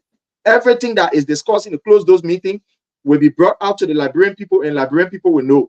Again, we want to get to know that that was a deception. That was, far from the truth. And today we are seeing what we are seeing. So what was done by, President Joseph Numa Boyka, we don't refer to that as asset declaration. The common man that is there all the way in Bokonjiri or in Jenewene, Grand Cape County, or in Fisibu, Lofa County, will not refer to this as an asset declaration. No, we don't know. You take black paper and carry, at the end of the day, you walk outside, you make statement, and you say declare asset. No, these people must start joking with us. Now, this is how we manage to know that their deception is now very clear to the Liberian people. You can tell all that, yeah, you are a cat. You turn around and we hear who. Their cat can be who.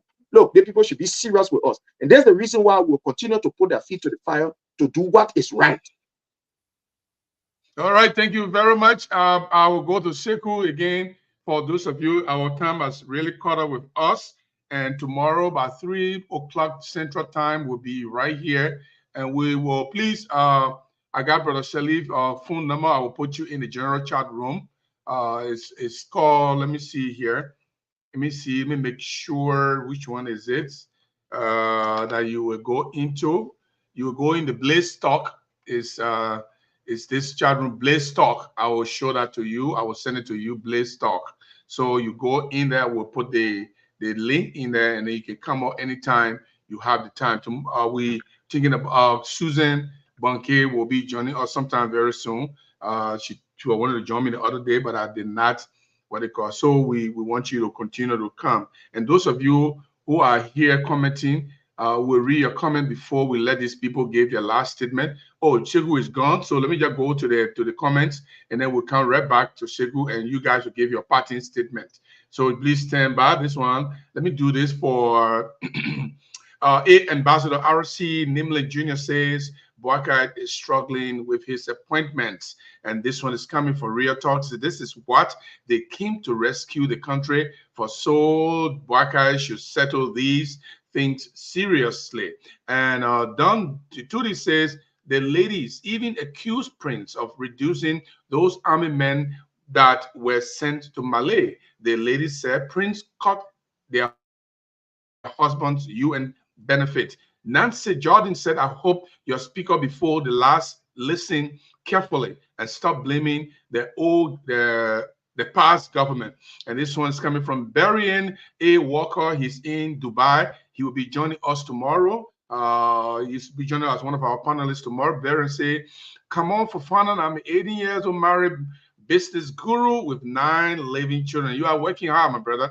I'm the president of the Liberian community here in Japan, Osaka. Oh, Japan, Osaka. But he's currently visiting Dubai, according to him. Are you really serious? Stop your Boyka thing. And that thing was going to Prince Sharif. Ruth FC Harris said, welcome to the show. My mentor, I'm watching from Congo Town, opposite Charles Taylor House.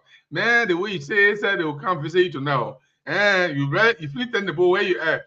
And somebody is watching Blaze from the YouTube, and they are commenting, and so it comes as Blaze. So I'm sorry. We will not read that comment because it's coming as Blaze. This one is coming from Edward Wingba. Wingba say, hi, AB, my king. Who is AB here? I don't know who is AB here, but that's okay. Nancy Jordan say, Prince, leave him. Let him talk. Prince got a partner here already. Steve Quer is watching from Philadelphia.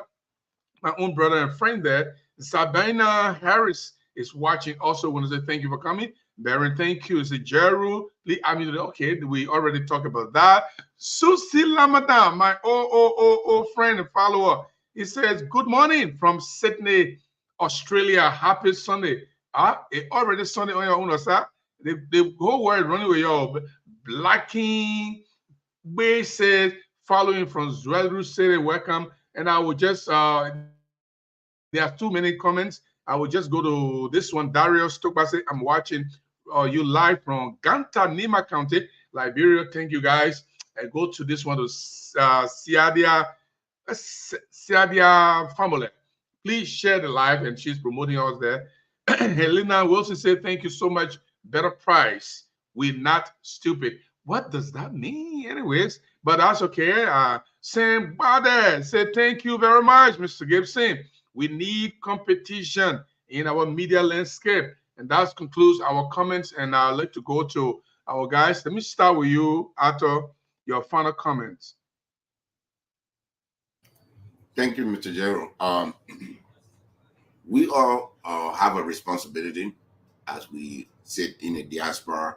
I understand Prince's frustration and other Liberian frustration, but Prince had to understand there's a campaign message and there's a reality. For me, I'm a constitutionalist, I'm a pro-government. I will always stick with the reality. And when we're saying the same thing with my president, George Minor, which I love very much, and not because he being president, but being the banner for Afghan and all the other places, that's why my love comes from him. The idea here, we have to caution the new administrator that's coming in. The issue that we're facing today, for me, I want to stay on the AFL issue. Our men and women in uniform, we must take care of them. We that say in the diaspora here, a police officer, the donor that you buy $2.59, they eat it for free at the hospital because they wear the uniform. So if you see, every time you see 3-4 police cars at the hospital, they're not going for treatment, they're going for refreshment. There's a hospital kitchen there. Seriously, everybody that live in the Siouxland know. So yeah, they go there for refreshment and then they get back in their car. But if they had to buy it, if that donor is 75 cents, they will be paying 43 cents because they will get what they call employee discount. These benefits are the one because the city major in the city of Omaha in Nebraska I live, the man make $51,000. That's it. That's an annual salary that you can get, $51,000. The guy working at McDonald's that working overtime can beat that. So to minimize corruption and to, like Mr. Salif said, mutiny, you must take care of the people in uniform. And like I was saying, Prince Johnson is not not Prince Charming. He cut people's salary when they were on UN mission in Mali fighting terrorism. You know, this is the reason why that triggered President George Manor. We had to build a 14 military hospital because people get wounded, they come back, they don't get proper treatment. That's why I make the men to say, no, we must take care of our men and women in uniform. And now we are looking at the wives, the mean custodians of the house of the military men crying in the street, and there shouldn't be a party issue. It should be President Bouaka here said, say, look, my man, your nomination is put on hold. You get the woman in. Let's see what we can give them for now and see that we can put in new policy that will prevent this from happening. And the reason why I have it to Prince Johnson now, because now he won't put down the military fatigue and put on a suit and tie.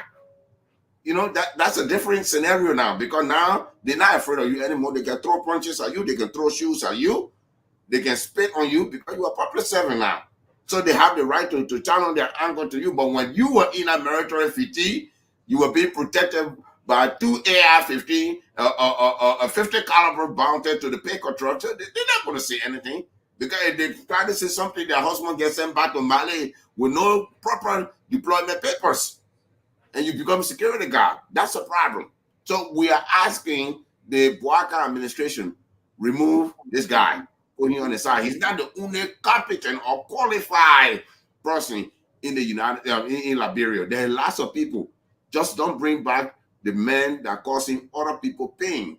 Prince Johnson should be the champion. Even the Senate should hold that man in contempt for taking care of the midwife and the wife of the military. Say, look, I don't care if you want to put me in jail for 3 days, but I'm not going to send my guys into Malay, and then their women don't eat. So if you give me money for me to pay the staffer that's in the office, I will pay the people that left the country.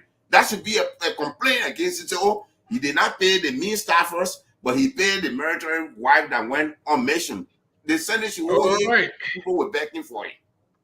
Thank you. Thank you very much. I tested you my number, so you should have it on your test. Yeah, I already finished putting in the chat room. Before we come, Brother Seti, you'll be the last for us, so you can put a spiritual calmness over it, because it's a little hot in here now. Let's go to Sheku for his comment, or then we'll go to Sheriff. President Boakai, yes, will do. No, Sheriff, after him, then you. President Boakai will do his best. President Weah did his best, and if he was given a chance, President Weah, we have transformed this country to something else in a very positive direction. The politics was used against him. The propaganda was very strong.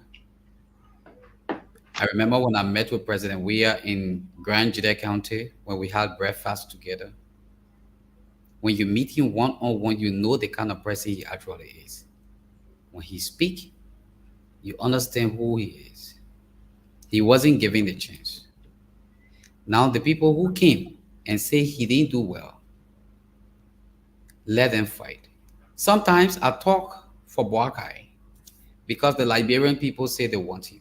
Yep. But mark my words, in 6 months, the Boakai Kun administration will be very much unpopular in Montserrat County. Very much unpopular. But what I know is they will do their best to make the change. Whether that change is in a negative perspective or in a positive perspective, there will be a change, and change will come. But let's pray for the best, because we don't pray for the government to fall. If Boakai fail, Liberia fail, and we fail on the international level. And let me say once again to you guys who are here this evening, let's make it our duty. At least every day we come here for 2 hours and start discussing national issues. Beginning hopefully next week, we are going to be on 3 other radio stations across the country. And we are fighting hard to go on 15 radio stations in the country. Meaning your voices will be heard across Liberia. In every single county, you become very much more popular in discussing our country agenda. So let's do our best and always be here and discuss these issues. But I pray that Joe Boakai will make the change he said he will make, if he have the good lieutenant to work along with him.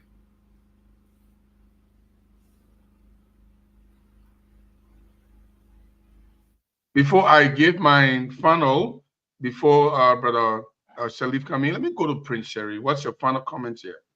All right. Let me use this occasion to thank each and every one of us again. And Big Brother Gibson, Jeru, I want to thank you. This is what we've been saying. That's why I was one of those who were very, very, very, very harsh on you when I saw you on a network that does not represent you. We've been following you for a very long time, not even here, but from Liberia. And you are one person who has given us the opportunity today that our voices can be heard around the world. I remember in 2015, your platform was that platform that served as the beacon of hope for every one of us.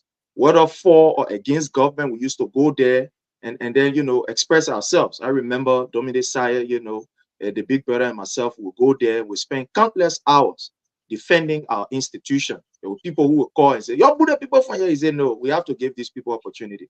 2015, I can still remember. And the level of transparency, the level of tolerance that you've brought to the space here is something that we must all hail you for. We will not wait when you are no more and say it. While you are alive, we'll continue to praise you. And I think your presence here means a lot. And this is the kind of competition that we need. Having said that, Big Brother Gibson and the fellow panelists that are here, you know, it is a sad day in Liberia. Today, what we are seeing in Liberia has never been seen for the past, 6 years, or maybe let's say 12 years. We are seeing a kind of autocratic dictatorial regime that is gradually, in fact, that is rapidly surfacing. Today, we are seeing an attack on the lives, the property of key opposition figure. The resident of Sir Joseph was burned down to ashes. He narrowly escaped. We saw Honorable Moses Akara Gray being attacked by members of the ruling Unity Party. We saw the Honorable Professor Wilson Tappet. It's alleged, please. I say it's not alleged. We get the information. It's not alleged. I'm saying what I'm saying. I am Prince Sharif. I have a platform, and anybody can take me to court, and I will defend myself. I have my lawyers and everything here and in Liberia also. So we saw these people being attacked.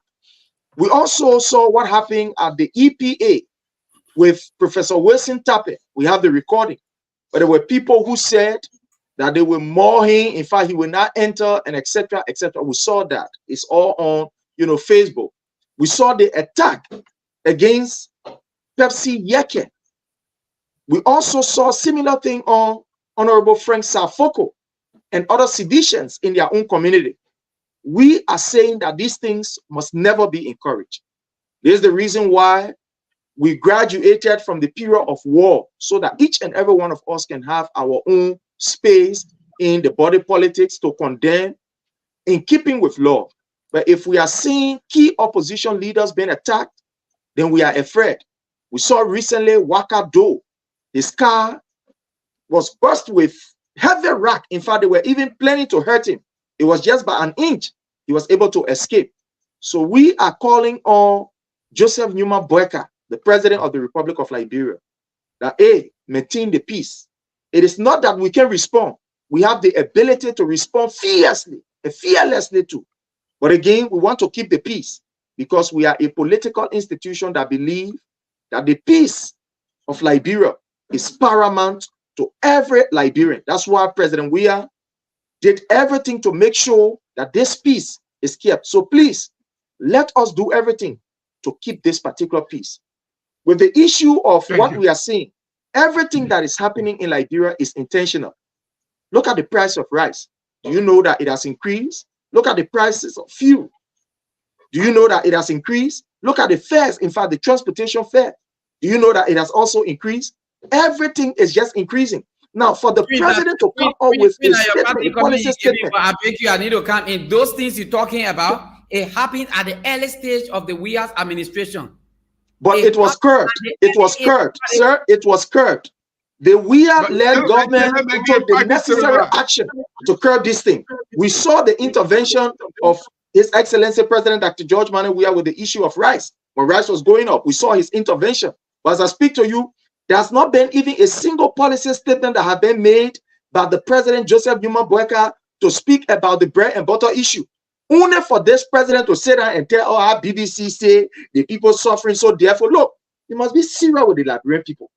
You got to be serious with the Liberian people. You can't tell us, and because BBC say war fighting in Ukraine, war fighting here, so therefore, and we must be patient. You did not tell us that you are coming for us to be patient dogs. You told us that you are coming to rescue us, to rescue every sector of the society. As we speak to you, our children will be taking wars.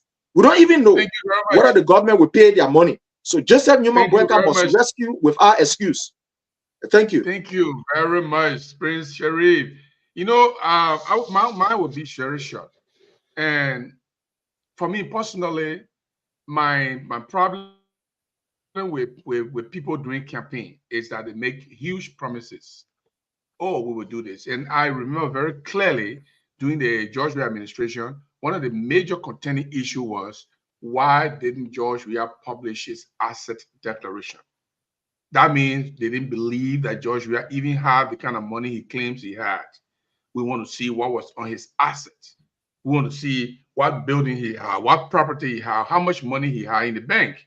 In fact, some of the pieces of their asset declaration was sneaked out into the press. It was in the press. One of the protests carried the demand, one of the demands in the 20 demands of the COP, the Council of Patriots, led by Henry Costa. One of the demands was that George Weah must declare his asset and publish it. So George Weah had declared his asset from the beginning, but he didn't publish it. And George Weah said, well, go to LACC, go there and get it.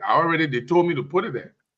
But now the same people who asked that George Weah should publish his asset, if Joseph Boakai publish it, declare his asset, if it is clear, if it is good, if there's no hidden things in there, how impossible is it for you to say, okay, you know what, LACC, that's my right, my privacy. In fact, president don't get privacy according to media law. That's my right. Give the thing to the media, let them publish it. And the media can publish it. And we know how much Joe Boakai came into government because he said he was living on debt. Whether he's still living on debt, we don't know. But during the campaign period, maybe some people are giving him gift. Maybe he was having, even like my friend Kroma said, he had money, but he didn't want to spend it because people forced him to go into the race. And he said, well, saying you brought me into the race, you spend the money. So if it is true that he have money, we want to know. Because in the next 3 years, he will be declaring his asset again. We want to know his equity. How much money he has. How much money he had then? How much money he have now? Because we should now begin to start telling the Liberian people the way we see things, the way our future. Look, Liberia is very problematic. So when people are making big promises about what they're going to do, what they're not going to do, this is where my problem is. And we're going to be digging into this little by little until we get. One of the topics we're going to be discussing tomorrow is that the citizens of Bon County, according to our correspondent, are requesting Joseph Boakai to speak to the issue of tuition free and WAEC. So we're going to discuss that tomorrow with other topics. And so if you want to make a research before you come, you can do that. But we want to know if this government is going to continue the tuition free. In fact, was the tuition free even effective? Was it helping anybody? Did it impact anybody's life? Was the WAEC fee help anybody? Did it impact anybody's life? Did George Weah do anything good at all? And why should we follow it? Was it prudent? Was it political charade? Was it a prudent policy? We're going to follow that tomorrow. And I'd like to go to Brother S.T. Salif. And I see that before you made your statement, he says sustainable development coach. You can talk a little bit about that. Yeah, right now I'm working on my master's program at Harvard University, and I'm studying global development practice. Yeah, so I'm in the spheres of sustainable development. That's what I do. That's what I work with. Yep. So we build people up, coach people on what we can do as a country to gain sustainable development, because most of the things we're doing, we got to think about us now, and we have to think about the future generation. That's, being sustainable. We want to build sustainable cities. We want to build sustainable economy, sustainable communities. So, yep, that's what I do. But yeah, let me make my closing statement like this. I'm hearing all the passion, I'm hearing all the vibes, and right now my advice to Liberia, to everyone, Liberia is the common denominator that we all share. Nobody is more Liberian than the other person. Nobody loves Liberia more than the other person. We are all citizens of Liberia. It's our beloved country. And I think the growth and development of our country is all that we all wish for. My caution will be for us to be objective in our criticism, for us to be measured in our criticism, to be constructive. Because every statement we make, we should try to avoid making insightful statements. Because let us not forget to think, Joseph Boakai has never worked for peace. I won't forget the first election that Joseph Boakai and former President Weah. Weah after Ellen, when he lost the election, his supporters also said they were going to protest, that they were not going to accept the result. I don't forget that broadcast. I watched him, and he said no, that no Liberian was going to get hurt in his name. He was not going to do it. He also conceded, and he also worked towards the peace. So let us not forget that fact. Two, let us not forget that most countries on earth, presidential term is 4 years. Liberia is 6 years. So when somebody say, oh, we did not give President Weah a chance, he has 6 years. 6 consecutive years. That's what he had. President Weah's problem was not listening to the plight of the people. People complain. The people that voted for him in the first year, in the second year, I saw these people complain. I saw people took cameras to market women. I mean, people complain, but he just didn't listen. He did not enforce some policies. He was not tough on his officials, people that were suspected of wrongdoing. He just let things slide. So he had 6 years to fix things. So to say, oh, the people did not give him chance, that's disingenuous, because he has 6 years. Now, this new administration is only 2 weeks. He has 6 years. What he didn't do, you want this new administration now to do in 2 weeks, and that is not fair. So all that I'm saying, let us pull back.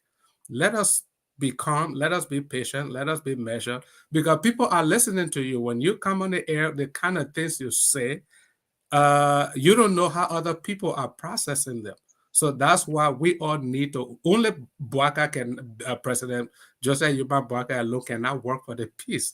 The peace rests on all of us. What do I tell my followers? What do I tell my families? What do I tell my friends? The peace rests on all of us. So let us be measured. Let us be calm. Let us give the benefit of doubt. And let us see how this process plays out. I mean, again, like I said, for not trying to beat the dead horse, it's just roughly 2 going 3 weeks. 3 weeks. They came on January 22nd. This is just February 10th. So they're not yet 4 weeks. So let's see. Let them do the vetting. If they submit a name and something came up and they withdrew the name, that is the process. Because we want the 1 right minute, Pastor Salif, while you're on your parting comment, I just want you to know that even the United Party people too, they did not give CDC one chance. When we became president, immediately February, they had their first protest on the university campus. So do we want to repeat? 1 month after 1 month. CDC would do it. They just taking time. Do we want to repeat the past, or do we want to go forward? We can't keep looking. Why yesterday they not forget about it too? And I think Prince Sherry can answer that question very well. Prince Sherry, do you guys want to repeat the past, or you want to move forward?